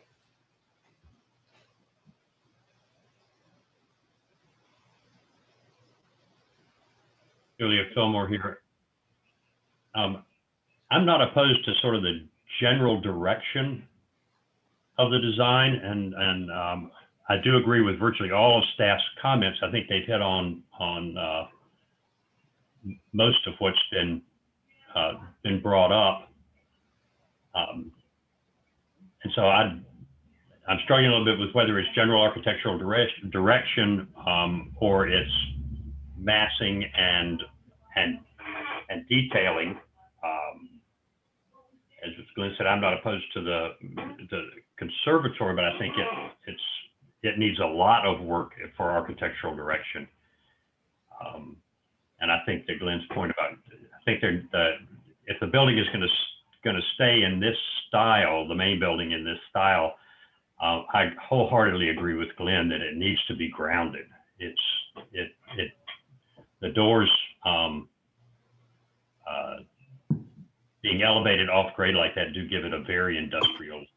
And so I don't know whether we want to try to make some staff comments along with some board comments along with staff comments, or I think it's a difficult motion to make. I guess I'm looking through, and there are definitely a fair amount of board comments. I'm envisioning a motion for deferral, but for consideration of those staff comments and board comments. Yeah, I'm going back to the fact that John Paul has asked for some guidance rather than just a sort of a blanket deferral in general. Mm-hmm. Mm-hmm. And I think maybe we owe that. I think we just have to be careful with If we're, I don't know, I think some of the comments that have been made lead to a different building or a very different version of what we're looking at. And I think that's hard, Fillmore, truthfully. I agree. I think it's very difficult. And we don't want, I mean, just, you know, our board should not be designing the building. We shouldn't be designing the building. Yeah, and well, I don't want to lead the applicant down the wrong path. I mean, he's been very clear about how much planning has to be done and involvement. And I think there are some very major things that have to be checked off here before we risk him losing a lot of effort and time. I want to be respectful of that. Yes.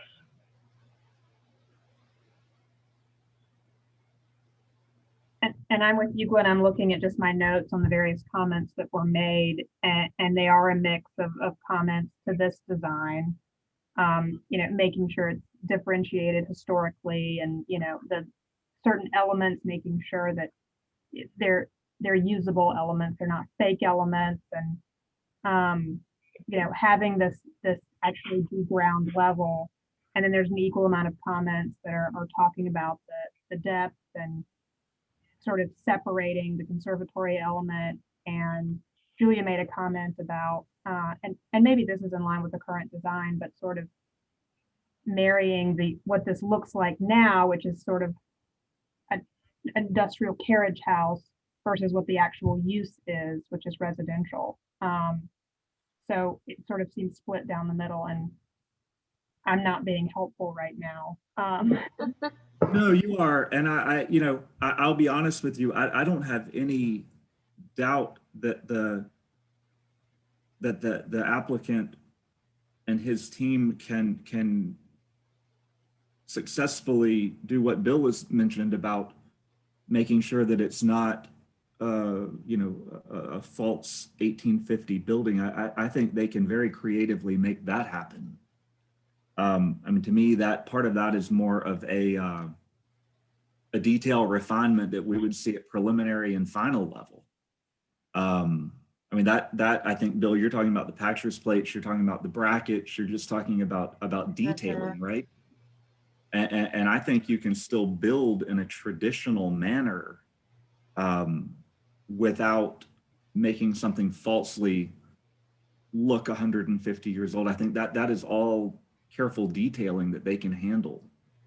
I guess a lot of what I'm wanting to be careful of is, are we talking about sort of pulling this conservatory off? Is it a story too tall? If you lower this building to the ground, does that affect the way they're building the building? I just want to be careful that we guide them, or that we don't, well, more so don't misguide them. Glenn, I appreciate what you said, and actually one of your comments earlier. So I guess what I was saying at the beginning was, I believe that staff recommendations are all straightforward, and I believe Mr. Hughley's already acknowledged that he accepts the merit of those comments as well for that part of the restudy. And then my only other point was, as you just said, that make sure that there's not an indication of sort of a false sense of history. And that does include the detailed elements, but it also includes the sort of warehouse or industrial theme of the building.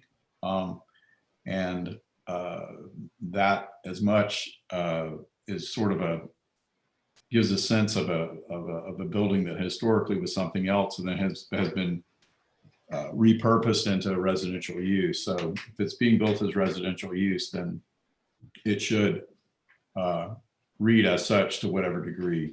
And that's probably mainly due to the fenestration and other elements like that. Yeah, these raised doors, elements like that are very distractive. It almost looks like a wagon could back up to that door and load in, which again, it creates a nice story, but it's not really a true story. So I guess that's sort of the premise of what I was trying to get at with just that comment, just to make sure that we're not sort of creating a false sense of history here, that it's true to its era, but it can be detailed. Again, the material palette, I think, is going to be excellent. I believe the execution will be excellent. And I believe there are ways that it can be done to obviously indicate that it's built in this time. But most of my comments were, or most of my reflection was around staff's comments, which I think really do carry most of what my concerns were. Honestly, the more I think about it, and again, I'm excited about the possibilities for craftsmanship and what this can be, but in my view, we almost need to deny this particular concept because I feel like it needs so much attention and alteration, literally from the bottom up. And I don't know how to fashion a motion for deferral that would address all the issues that I think are really important here to get it right and to take advantage of this opportunity to build something beautiful and traditional that is also honest about what it is.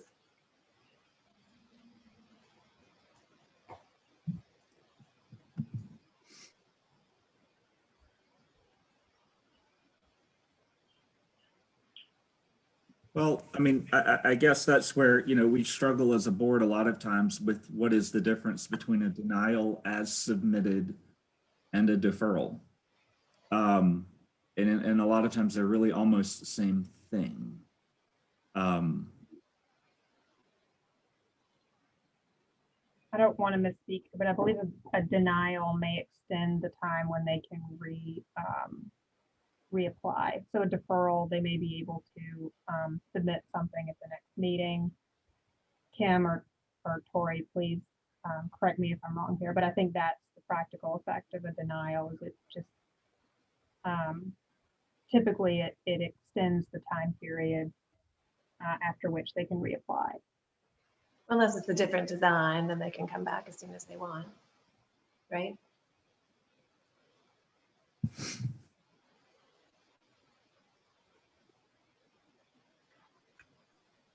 Yeah, no, I think you're right, Julia. I'm sorry.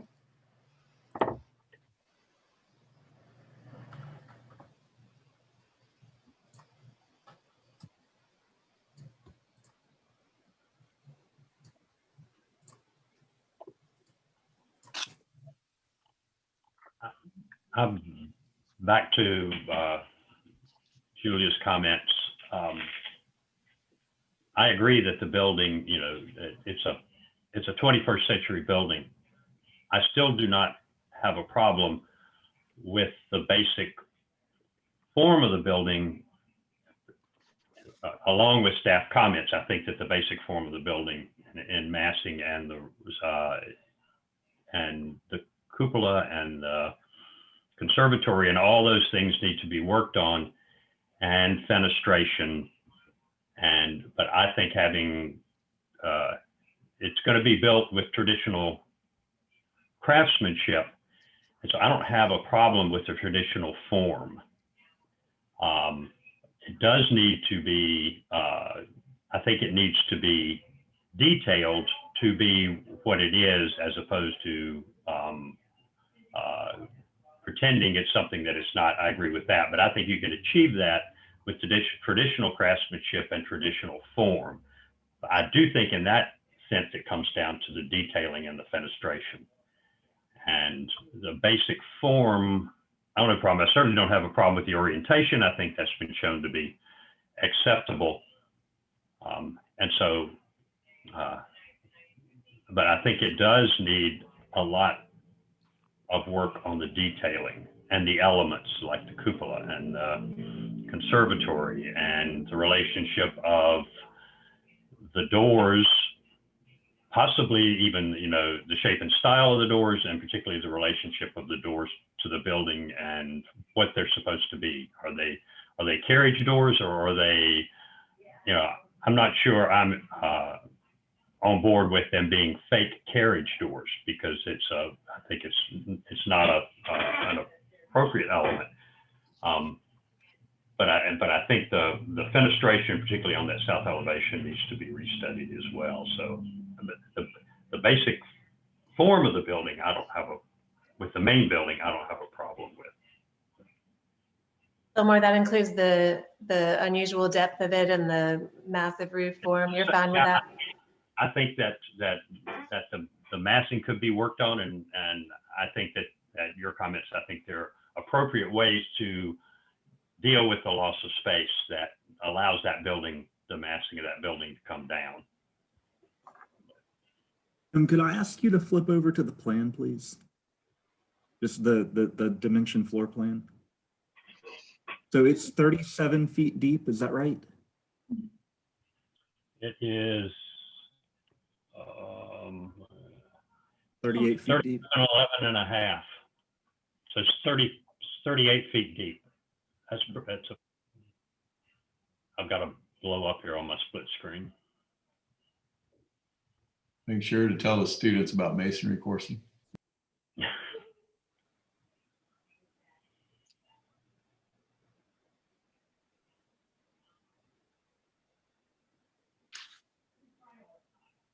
Just to add, going back to the difference between a denial and a deferral, I'm actually not seeing that a deferral from this particular, a denial from this particular board places any sort of time limitation on when an application can be refiled. So perhaps you're right, Glenn, that difficulty between the difference of a denial and a deferral. Yeah. I would say I think staff's comments are well worded, and I believe do encompass what would have been my concern. So I'm more inclined to support the recommendation as well. And I believe that comments that we've all made have been taken into account. So it's okay. I guess I'll go ahead and float a motion if you guys are ready. I'll make a motion for deferral of the application with staff's comments noted and a board comment to assure that the future proposals indicate a building detailed to its proper period. All right. We have a motion on the floor for a deferral of the application with staff comments noted and a board comment that any future proposal, it indicates the building to its proper period.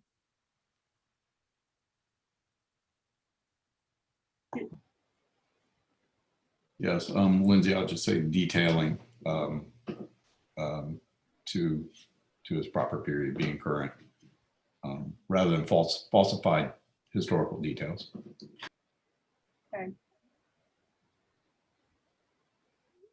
Do you have a second?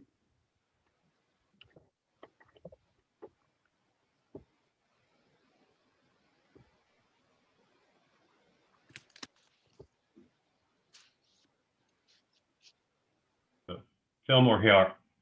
I'll second it. Thank you, Fillmore. I'll put it to a vote. Glenn? Yay in favor. Julia? Nay, opposed. Phil? Yay in favor. Fillmore? Yay in favor. Chair votes with the majority and the motion passes with 4 votes for and 1 vote against. Moving on to agenda item number 6, 17.5 Hanover Street. Kim, if you would give an introduction. Bear with me for just a moment, please.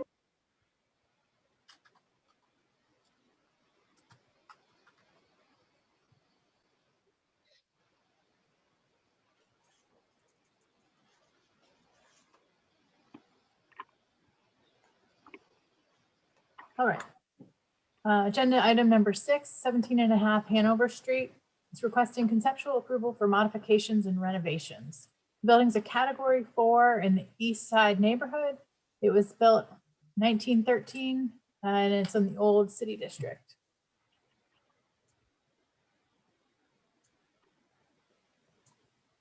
Just for some context, here's the property that we're talking about just north of Amherst Street on the west side. Here's some existing site photos. And just to the right is the sister house. There they are together.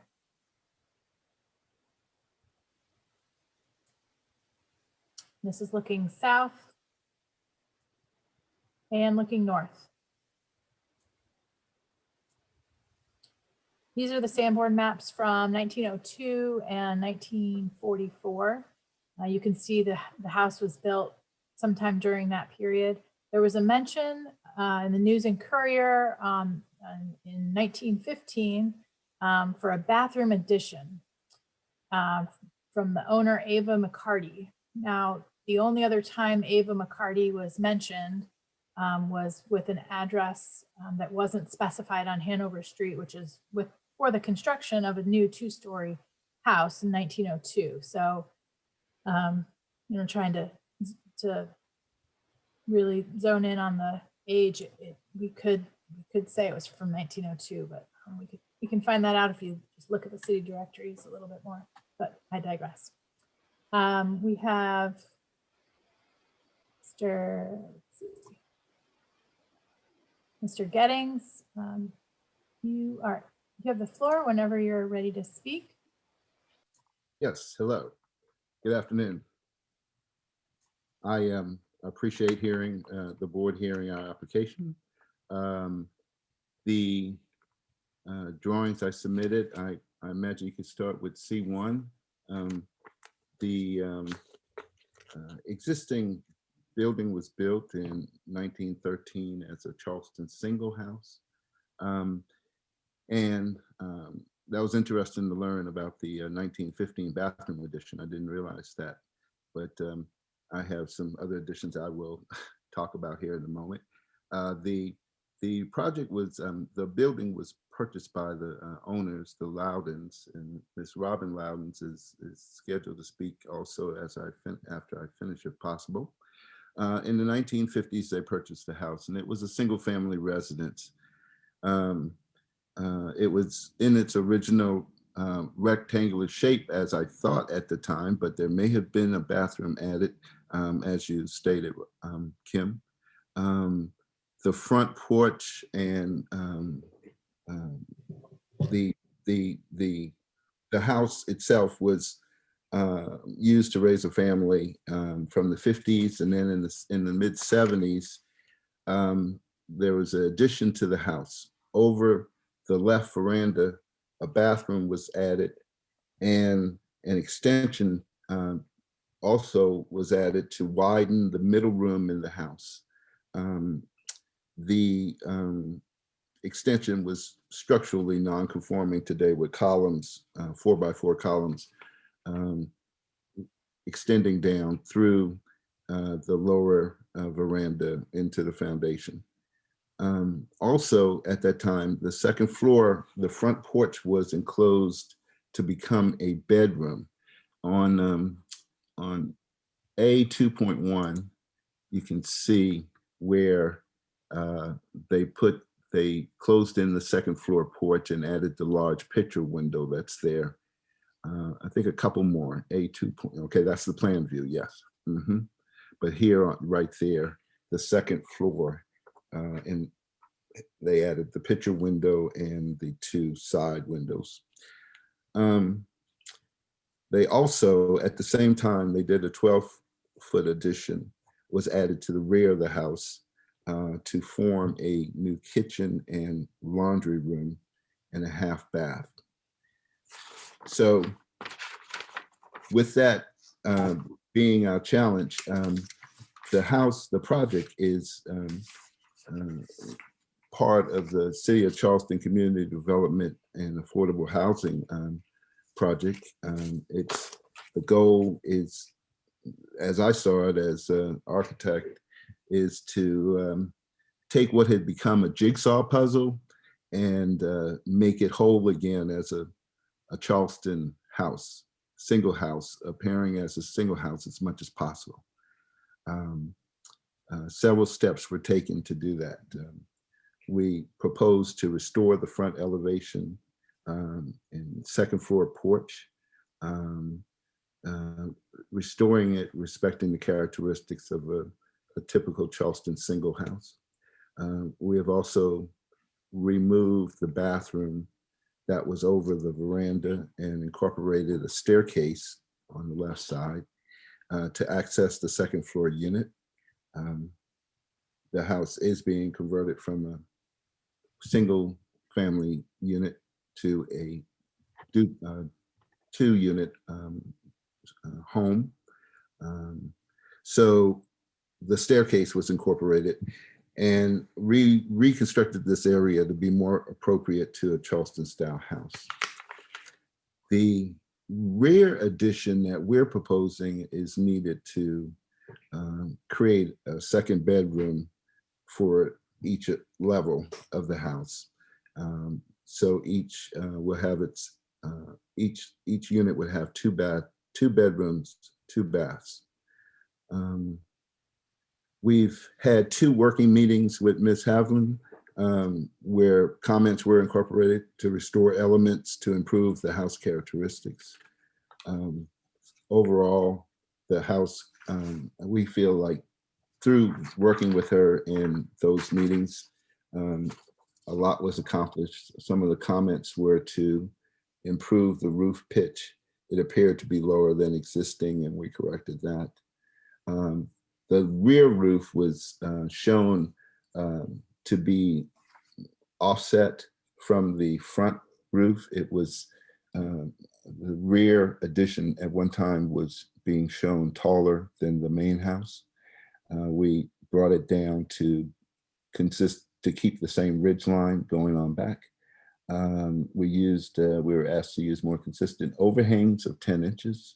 We complied. We made columns thinner and to be more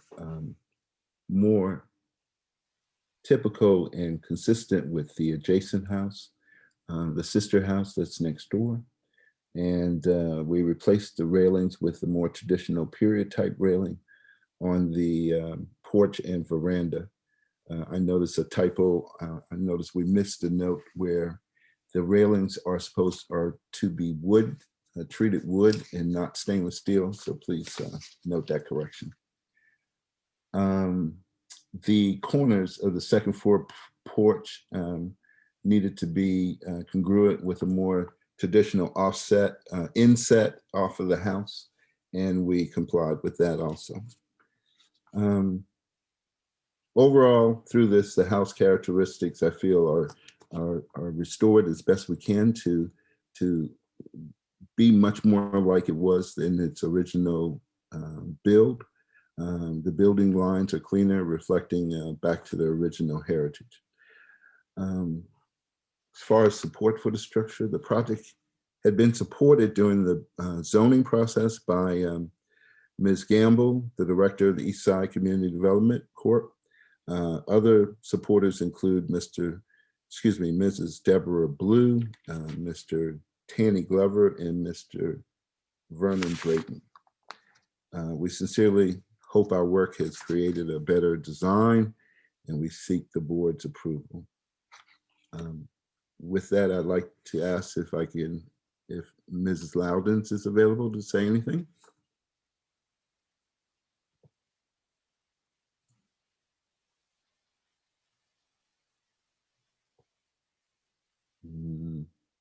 Maybe we lost her. Am I unmuted? Oh, there you are. Very good. Hi, how are you? Good. Good. Thank you all for your time and efforts. But my husband and I, this has always been a family home. When we got married, we moved into this home and stayed in this home for 12 years until we outgrew it with children. So we wanted to stay within our family for our children's heritage. However, we would also like for it to be a useful part of the community, allowing for someone to have a place to stay. I love the idea that we're maintaining the Charleston feel of the house, because that's what I loved about it. It is my husband's family home, but I love the Charleston feel of the structure. So that all said, I just hope we can get your approval to go forward, because I think it will serve someone with a home, a place to live within the community.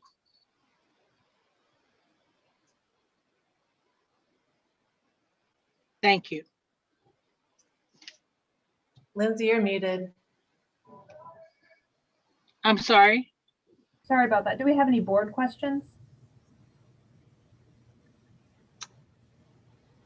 Oh, you know, did we see Sanborn's? Kim, I'm sorry, you showed Sanborn's, right? Mhm. I have a couple of them. Whoop. 1902 on the left that shows different buildings, and 1944 on the right, which is the same as the 51s and 55s. Okay, thank you.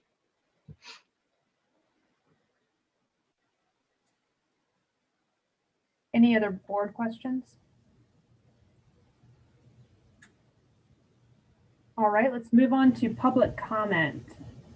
It looks like we have one from Historic Charleston Foundation.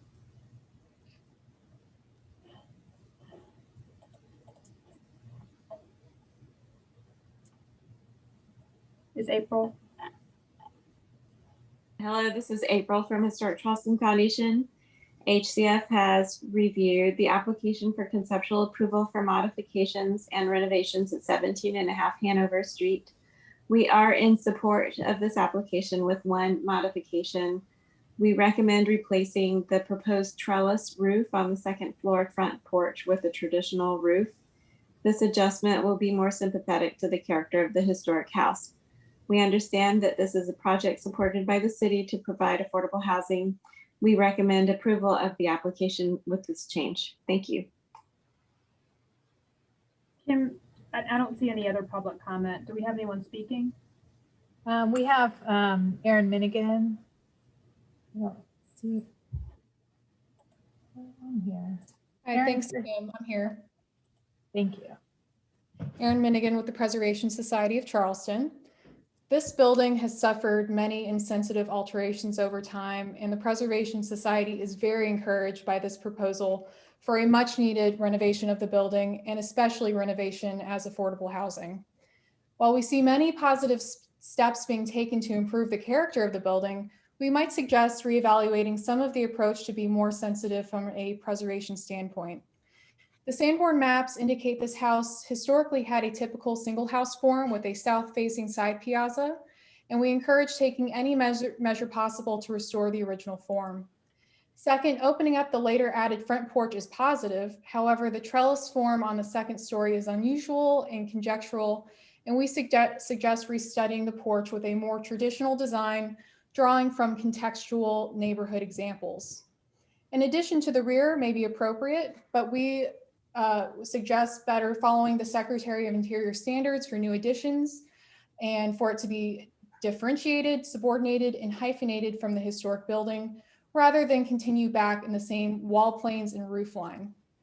Finally, the proposed materials should be revisited to be compatible with the historic construction of the house. PVC and other synthetic materials are not appropriate for use on the historic building. Again, we are very supportive of the project, and with further study of the points above, we look forward to seeing it progress positively through the design review process. Thank you. Thank you, Aaron. And Kim, do we have anyone else? Kim, you're muted. That's all we have for public comment, Lindsay. Thank you. All right, then I'll turn it over to you for staff comments and recommendations.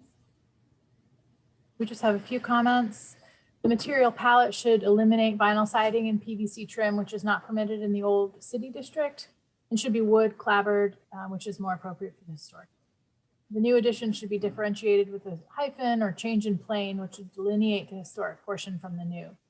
The front porch should incorporate 2 additional columns on the second floor porch, on the front porch, and 1 more on the ground floor to further balance the porch and give it a more vertical proportion. And this relates to the rhythm of the bays on the piazza as well.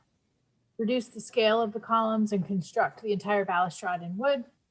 Use a traditional hipped roof on the front porch instead of the trellis element, and retain as much of the historic rhythm of the openings along the piazza as possible.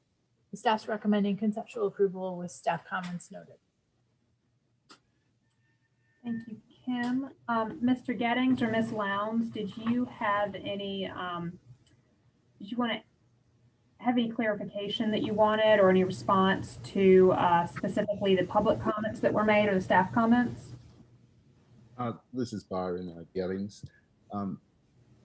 No real objection to the comments. Will they be provided to me in writing? I wasn't able to, get all of that in that a fire hose of comments. Is that something do you? Sorry about that. We will we'll be posting staff comments on the website, and I'll go ahead and send you the link as well, Mr. Gibbons. Okay. And there was a comment regarding the south elevation needing to be more in tune to a typical Charleston house. Can that be elaborated? Can you elaborate on that comment a little more, because I don't quite see what else we can do. Maybe there's something missing that you're wanting to see that I'm not seeing. That's what I'm wondering.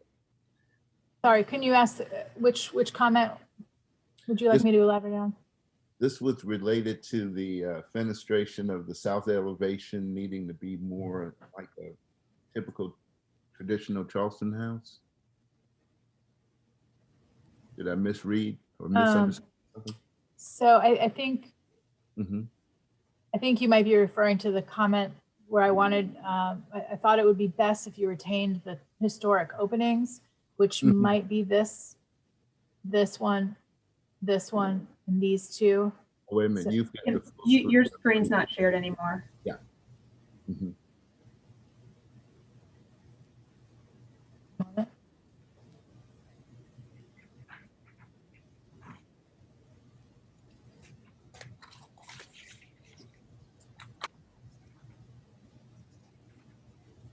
Can you see it now? Yes. Now we're there. Yes. All right. Okay. So these openings, at least this one and this one, seem to be That's the thing. That's the existing elevation. Yes. Okay. Seem to be 2 of the original openings, and probably this door location.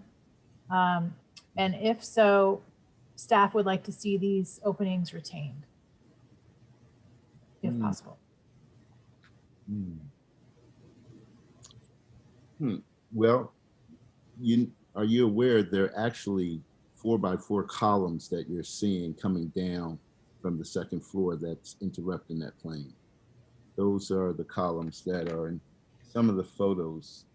The fence, the wall, the main south wall there on the building is a single plane. There is no offset in the wall plane on the existing, except for there you go. You can see now on the existing plan, it's a straight wall. And I tried to show those columns sitting to the left of your hand right there out on the porch. So my question would be, are these openings historic?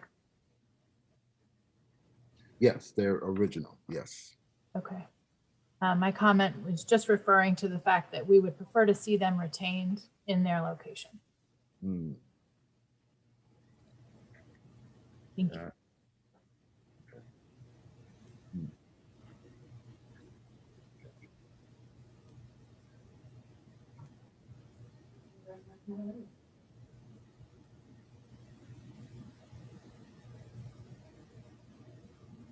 It might help if you flip back to the staff comment page.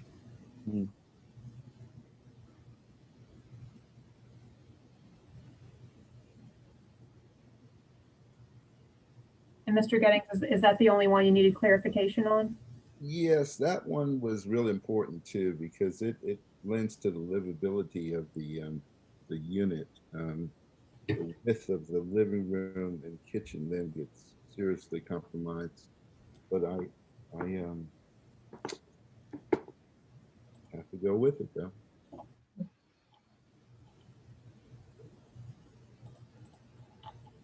Okay. Thank you, Mr. Gettings. Mhm, mhm. Let's open it up for board discussion and a vote.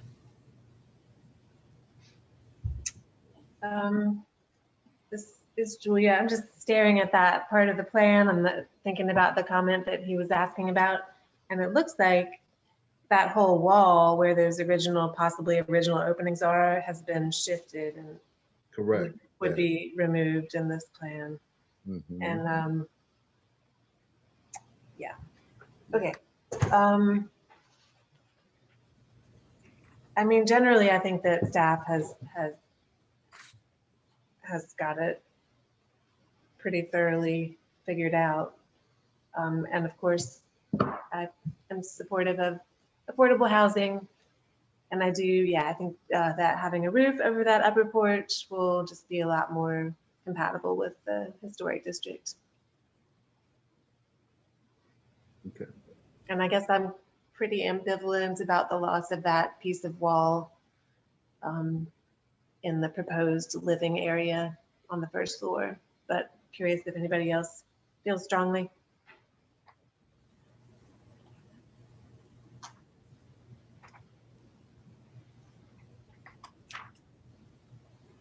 Which piece of wall are you referring to, Julia? It's where Kim was saying that she suspects those are historic openings, right? Where she's highlighting right now. And Yeah. that wall is actually removed in the proposed plan. It shifts to the left. Yeah, I see that. Okay.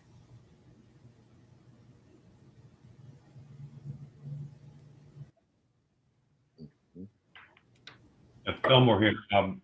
I don't really have anything to add. I'm in agreement with staff comments, and looking at that first floor plan, retaining those windows would dramatically modify the existing design. So I'm not quite sure how you do that. Except for that, I am in agreement with staff. This is Lindsay. I'm sort of ambivalent about that, losing that window as well. On stage, trying to listen to their comments. Excuse Okay. me. I will, I'm just gonna make a motion if I can, for conceptual approval with staff comments noted. And I think that comment number 6 is fine. It says retain as much as possible. I think it's fine to leave that in there. So that's my motion. All right. Thank you, Julia. We have a motion on the floor for conceptual approval with staff comments noted. Do I have a second? Second, Glenn. Thank you, Glenn. We'll put it to a vote. Fillmore? Okay. Yay in favor. There. Bill? Yay in favor. Julia? Yay in favor. Glenn? Yay in favor. Chair votes the majority and the motion passes unanimously. Moving on to agenda item number 7, 1 Atlantic Street. Kim? You're on mute, Kim. Bear with me for just a moment.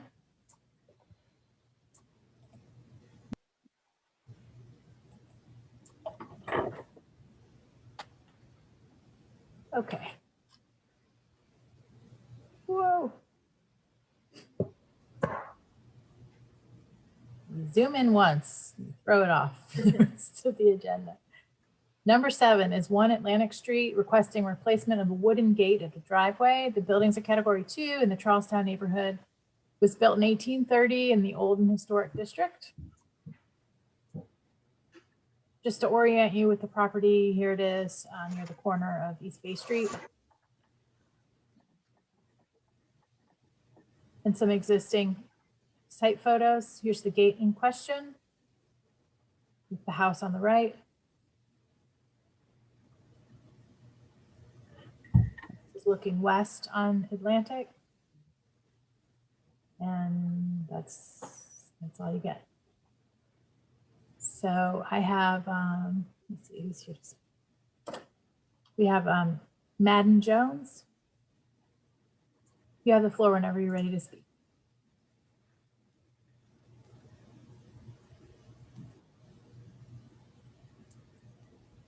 Mr. Jones, you're on mute.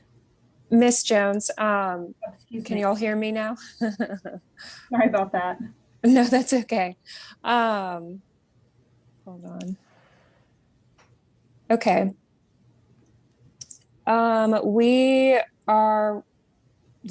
gate is currently in disrepair. We'd like to replace it. We would like to replace it based off of the designs at 26 Church Street, which is a category 3 with an easement that was included in our application.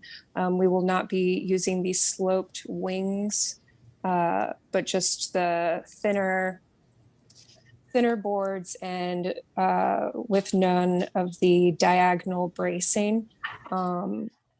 The pedestrian gate at 7 Meeting, although not included in this application, is a category 1 and has a similar style with the V-groove boards and horizontal bracing.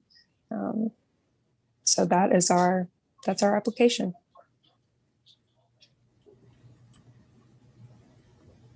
Thank you, Ms. Jones. Do we have any board questions? Will that sort of beam above the doors, that will remain, correct? Yes, correct.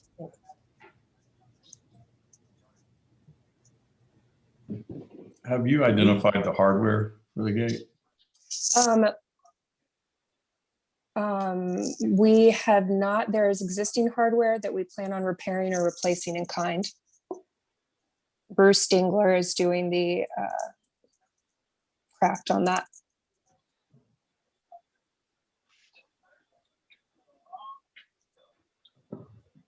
Any other board questions? I don't really have a question. Could I just ask, I'm only on one screen today, I'm sorry. Could we go to the back to the elevation of the proposed, the black and white? That's right, thank you. And we're happy to accept any sort of comments.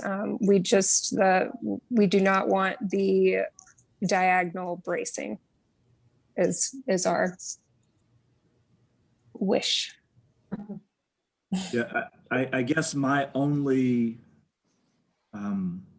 question would be with regard to the depth or the thickness of the gate. So is the vertical beaded, is that, I'm trying to tell if that sort of mortised into the frame. I just correct, mortised into the frame. I think if you scroll down one more, they do have a section of it.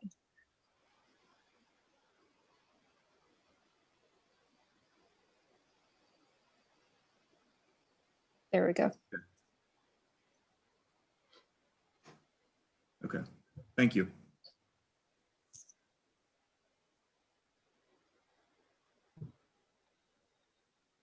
All right, if there are no other board questions, we'll move on to public comment.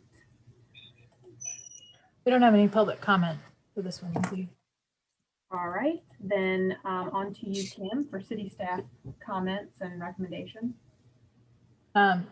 Originally, this came before staff for repair, which we were happy to do, but then they changed the design slightly. So it is required to come before you, but we still feel the design is appropriate as proposed. The construction of the door should be substantiated, however, as 1 3/4 inches seems flimsy and will be visible when it's open. So the staff's recommending final approval with these staff comments noted. Thank you. Thank you, Kim. Ms. Jones, did you want any clarification from staff? Nope, that seems reasonable. All right, I'll open it up now for board discussion and a vote. Glenn Gardner, I agree with staff comments. I think the look of what's proposed is appropriate, and it just needs to be substantial enough. Even with Sapele, which should not warp, I think it needs to just be made sure that it feels like an exterior door and not the thickness of an interior.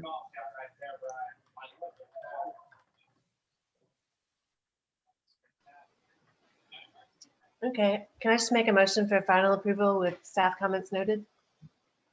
We have a motion on the floor for final approval with staff comments noted. Do I have a second? Second, Glenn. Thank you, Glenn.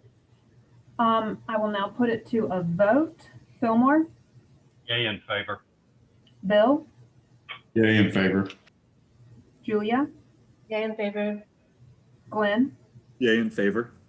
Chair votes with the majority and the motion passes unanimously. Thank you. Moving to agenda item 812 Franklin Street. Kim?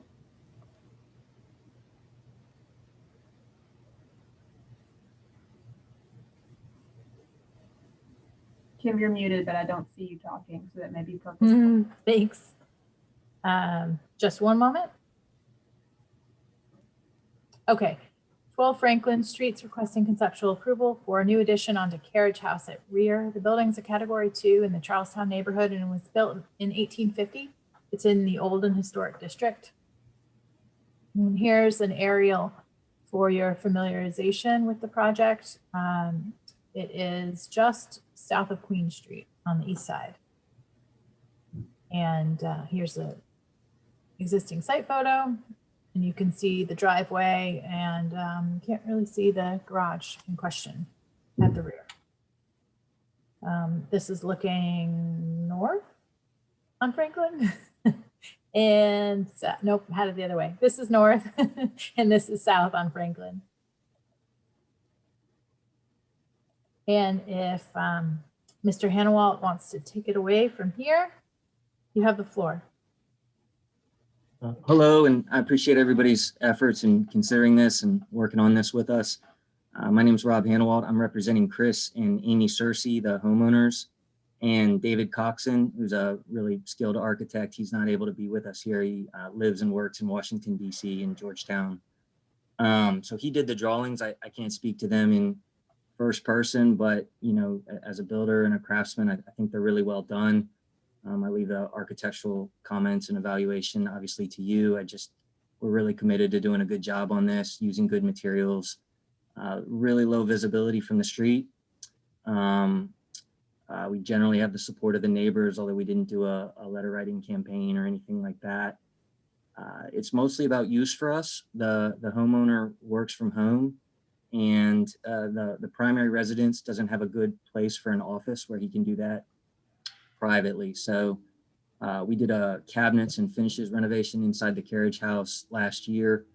And there was a bathroom that was pre-existing.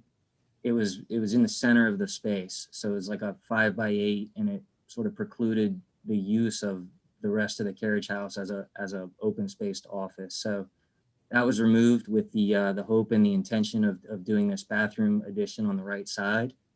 And, you know, he's in there working, but he has to take trips for the bathroom during his office day. So we're hoping to give him some relief from that.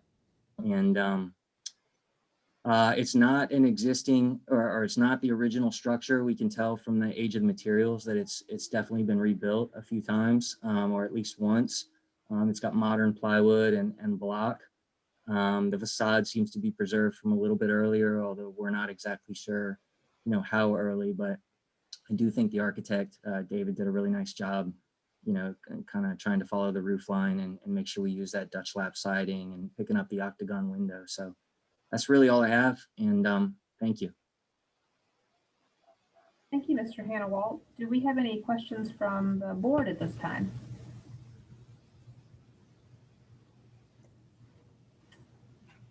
All right, moving on to public comment. Have just April Wood from HCF here. This is April Wood from Historic Charleston Foundation. HCF has an exterior easement at 12 Franklin Street. The existing carriage house is not historic, and the proposed addition is small and minimally visible from the street. HCF has reviewed and approved of the proposed alterations to its easement property, and we respectfully recommend approval of this application. Thank you. Thank you, April. And Kim, that's it for public comment? Yes, ma'am. All right, let's move on to staff comments and recommendations.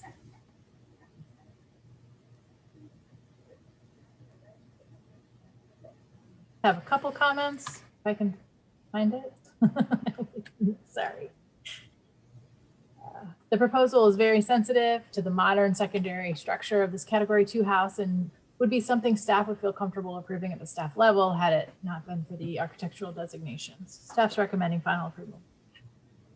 Thank you. All right. Thank you, Kim. Mr. Hannawalt, did you have any response to the comments from Mr. Charleston or staff? Just appreciation. Yeah, thank you. Thank you, Mr. Hannawalt.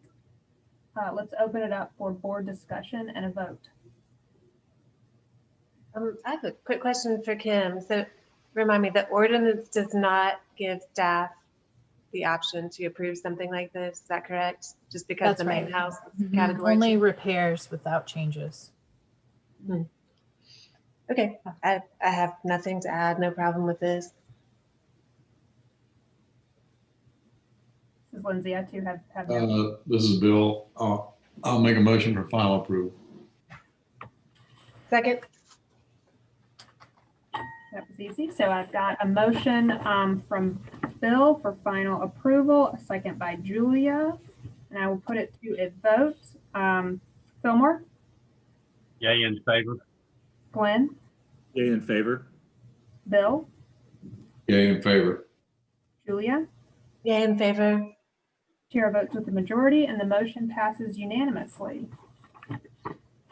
Pretty sure that's the fastest you guys have ever approved anything.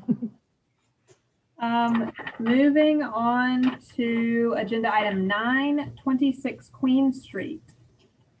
Kim, I'll turn it over to you.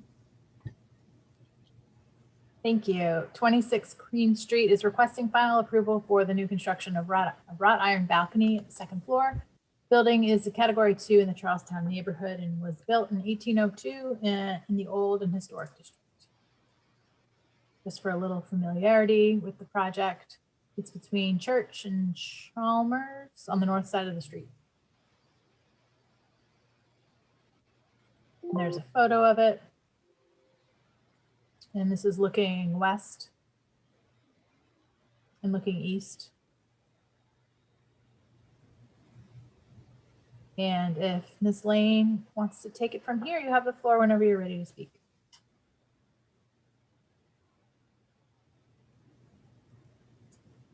Ms. Lane, you are on mute. Damn. Thank you. Thank you for hearing this.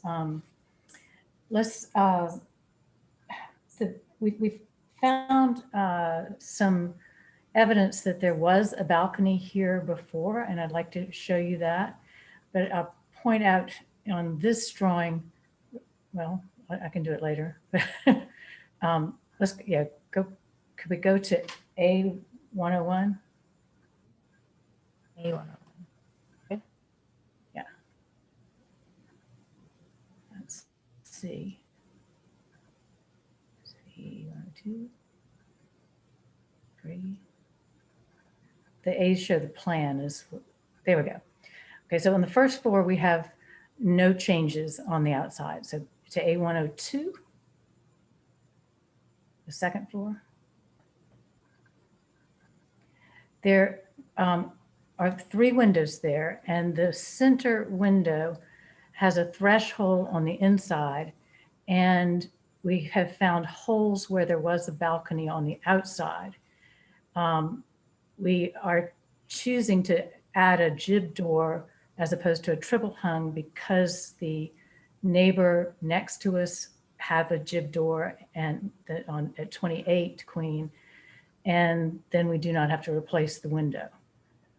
Okay, next would be 201. Yes. So the existing is on the left and the proposed is on the right. You can see that our balcony is smaller than the neighbors because we found the hole on the right-hand side and sized it to that. 202, please. This is the rear elevation. We added a balcony there and that got staff approval earlier, but it was just part of the package. 251, please. This is a blown up scale of the proposal for the Queen Street jib door and existing window and small balcony. C101, please. That's yes. It's the other way. Yeah. And Kim, thank you. I was going to apologize for these all being sideways. You got them all straight. I thought you were deferring. I was told they were sideways. They aren't at all. So thank you very much. This just shows that the balcony is on the property line on Queen Street. It's right at the bottom of the site plan. C102.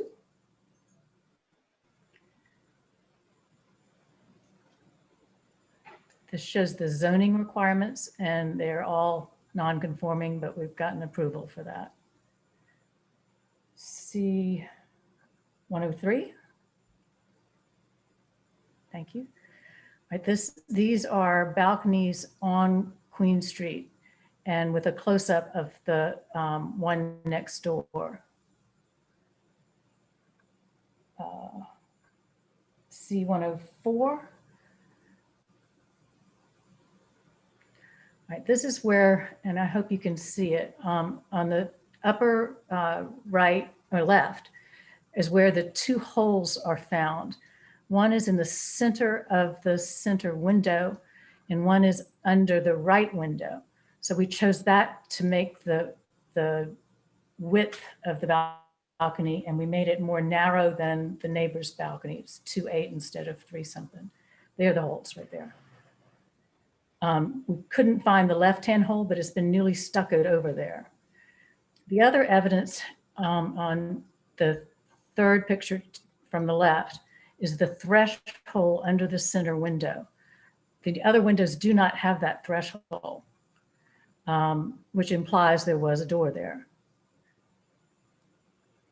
And the other evidence, if we can back out a little bit, is the trim on the center window was they tried to match the other windows, but it is not accurate. It's clearly not the same. And that's what the jumble of other photos are. And the other are structural that are done by Mike Hance, just to make sure it doesn't fall down. And I appreciate your thoughts. Thank you. Thank you, Ms. Lane. Do we have any board questions? This is Julia, and I think I know the answer, but did you find any photographic evidence of the balcony, or do you have ideas about how old the current conditions are? Thank you. I've hired Sarah Ficht to look into this with Preservation Consultings, and she could not find any photos for us, but it was in part because of COVID. But I couldn't find any either in my library. But the physical evidence is what we have. We also talked with Historic Charleston and the Preservation Society, and they are in support of this. Thanks. More Wilson, just out of curiosity, have you chosen who's making the balcony? Jimmy Tupper is the contractor. I'm not sure who's actually fabricating it. I haven't asked. I've worked with several good fabricators, but I'm not sure what he's doing. Thank you. I have two questions. So Virginia, on the rear balcony, was there evidence there of a balcony, or was that just No. added? That was just added and is not visible from the street. Okay. And then on the front, so you have not removed any of that wood paneling or trim inside yet to see if the brickwork shows? No, not yet. The evidence seemed substantial enough the way the trim was misfit and not matching, and the thresholds and that something was there. Okay. Thank you. Thank you. All right, we'll move on to public comment. See, we don't have any public comments. All right. And Kim, we'll move to city staff comments and a recommendation. Yeah, we thought this proposal is very sensitively proposed and within historic context and is appropriate for approval. They've included all the details for final approval, so we're recommending final. Thank you. Thank you, Kim. Ms. Lane, did you have anything to you wanted to respond to or wanted clarification on based on staff's comments? No, thank you. Very grateful. Thank you, Ms. Lane. All right, I'll open it up for board discussion and a vote.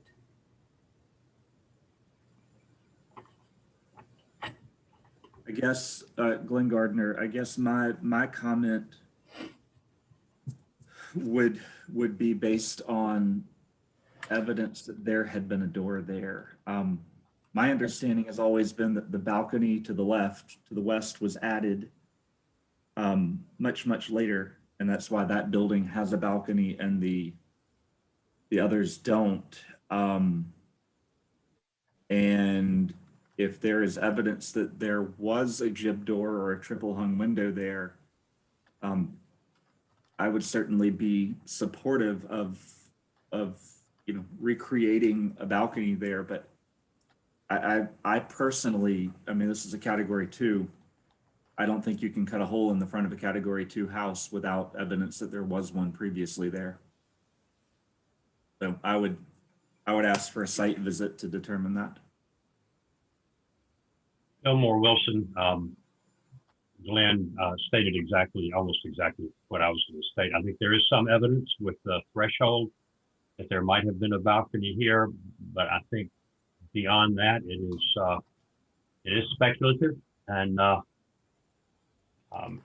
I'm with Glenn. I think a site visit to try to understand the conditions more appropriately would be in order. Are you guys talking about a staff site visit? Is that what you have in mind?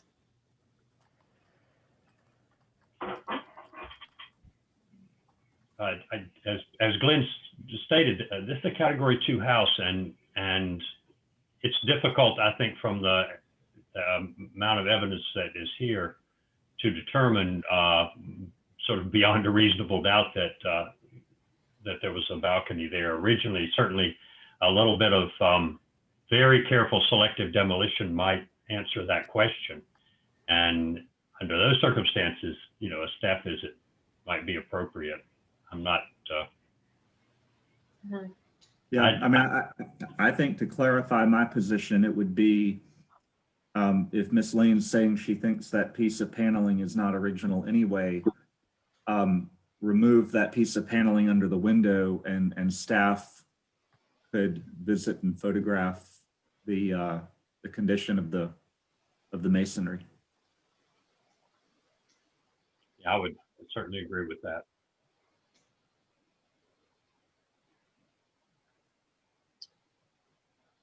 Okay, so what about a motion like deferral for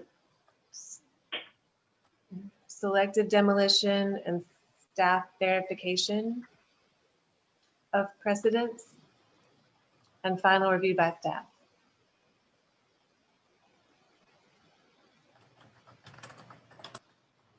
All right, we have a motion on the floor for deferral for selected demolition and staff verification of the precedents and final review by staff. Did I get that right? I would, think so. I would Real just ask quick. for one amendment to that. Yeah, me as well. Go ahead, Glenn. Selective interior demolition, not exterior demolition. Cool, yeah. Lindsay, please amend. Yeah, deferral for selected interior demolition. Okay. And what I was going to add is if it is a final review by staff, I would probably place in that the shop drawings from the fabricator be submitted for that approval. Okay, Kim, did you get that addition as well with the shop drawings to be submitted? I did, thank you. Okay. All right, do we have a second? Second. Glenn, was that you? Yep, sorry. I will now put it to a vote. Fillmore, Yay in favor. Bill, Yay in favor. Julia, Yay in favor. Glenn. Yay in favor. Chair votes with the majority and the motion passes unanimously. All right, moving on to the final agenda item, number 10, 128 San Suu Street. Kim, if you will give an overview of the project. Just a moment, one moment.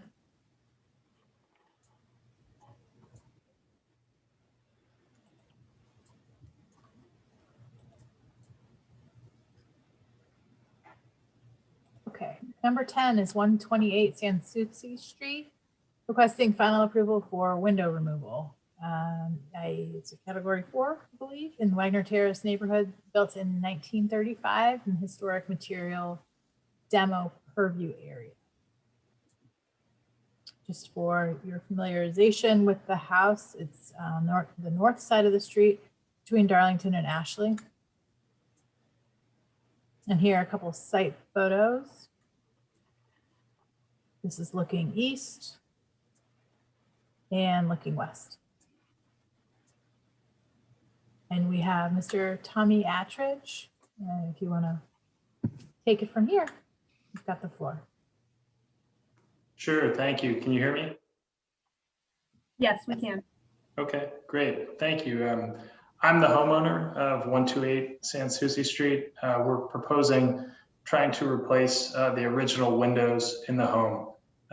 While we love the look and the feel of the original wood windows and want to replace them in kind, they leak consistently in heavy rains, which has created rot and maintenance issues. And they're obviously incredibly energy inefficient for excess heat, cold, and moisture in the dwelling. As I mentioned, they leak at various locations during downpours and heavy winds and have rot issues for that reason. They're also painted shut, so for fire safety, the windows cannot be opened and accessed from any of the 3 upstairs bedrooms, as well as any of the windows located downstairs on the main floor. The cost to properly refurbish these windows and their sashes would be equal to, if not more expensive, and to replace them with similar looking wood frame, energy efficient, hurricane rated windows that mimic the current light and look from the street. We've bought this home 3 years ago and have taken great care in renovating it over time and upgrading it over time while keeping the same aesthetic. We really love the look of this home. It's the reason we bought this home. So we're not trying to change anything there in terms of the appeal and the look of the light over light.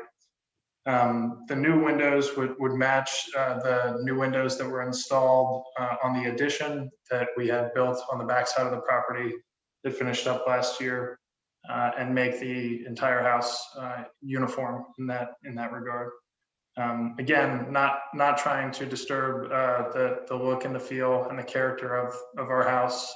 That's ultimately why we love where we live. Just trying to avoid excess maintenance issues that are unnecessary and try to upgrade the windows accordingly. Thank you. Thank you, Mr. Attridge. Do we have any board comments? Kim, can you go back to that window submittal page?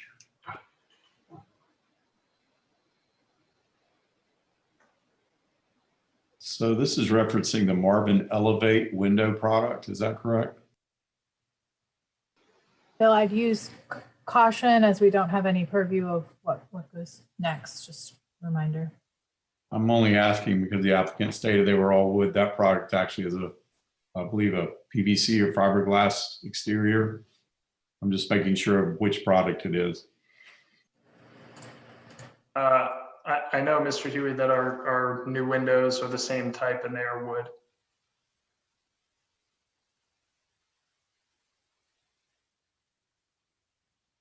But the request is for a wholesale removal, is that correct? Of the, yeah, that's correct, of the original windows. That's right.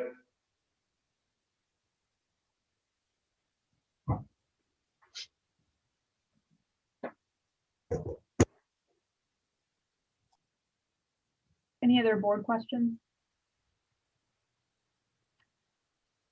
Let's move on to public comment. Kim, I see we have Stuart Charleston on deck. April, whenever you're ready. April Wood, Historic Charleston Foundation. HCF has reviewed the application for demolition of the windows at 128 Sans Souci Street. We are opposed to the request for demolition of the historic windows of this house. The wood windows are character defining features of this house and should be repaired rather than replaced in accordance to the Secretary of the Interior standards for rehabilitation. There are many good craftspeople in Charleston who could address the problems with the windows. We recommend denial of the demolition of the windows at 128 Sans Souci. Thank you. Kim, I don't see any other public comment. Do we have anyone speaking? We don't. Okay, I'll turn it over to you. Just have a couple comments. The windows are character defining features of the building and should be retained in accordance with the Secretary of the Interior standards for rehabilitation. Preservation staff and the VAR have repeatedly recommended denial for the loss of the historic fabric such as these. These windows are in repairable condition.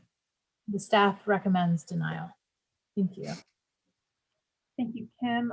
Mr. Attridge, did you want to clarify anything in response to comments from Mr. Charleston and staff?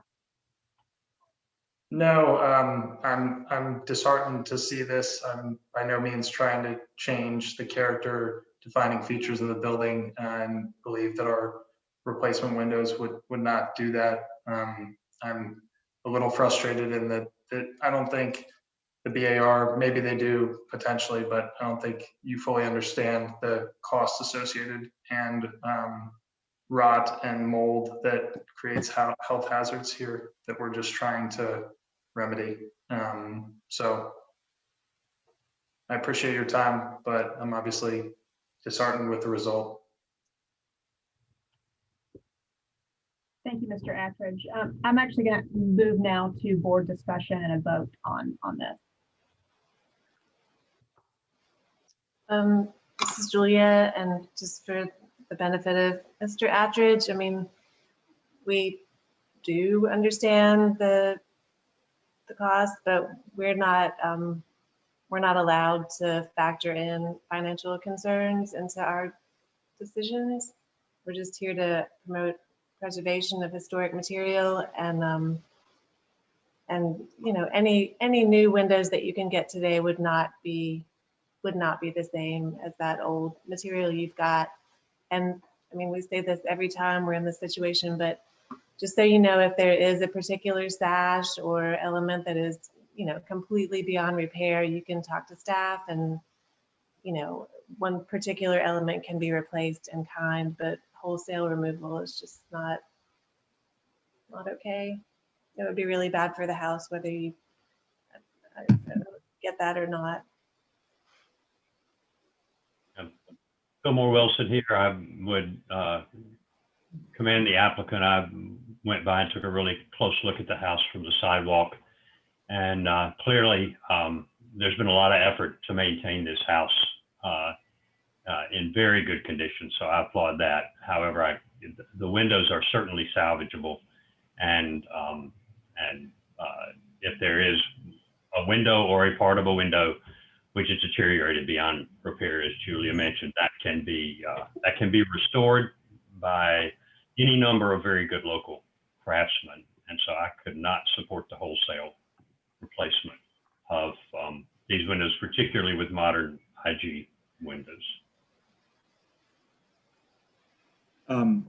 I'll just add, I certainly don't support replacing them wholesale, but I'll also acknowledge, one who lives with old windows and has their old windows worked on, it really is not that difficult to repair old windows as needed. And truthfully, it is far less invasive to the house to pop off a little bit of trim to repair and sometimes even fully replace a single wood window sash than to have to remove an entire window system and put in a modern one, and deal with the flashing concerns and how you keep water out from the perimeter of a new window. So I am as sympathetic as anybody can get about living with old windows and keeping water out of my house and hopefully out of your house. So as Fillmore said, you actually don't have to be a rocket scientist to work on these windows. They're really, really simple to do. Dare I say, a homeowner can do it themselves with time and a few tools. And I promise that is true because I have worked on my own windows. So, and I'm not a rocket scientist. So I'll move for denial of the application with encouragement to repair and replace in kind as needed with staff review. Second that. Glenn? That was your motion, Julia. Correct. All right, I'll put it to a vote. Fillmore? Yay in favor. Bill? Yay in favor. Glenn? Yay in favor. Julia? Yay in favor. Chair votes with the majority and the motion passes unanimously. That completes our agenda for this meeting. Do I have a motion to adjourn? So Make a moved. motion. Go ahead, Bill.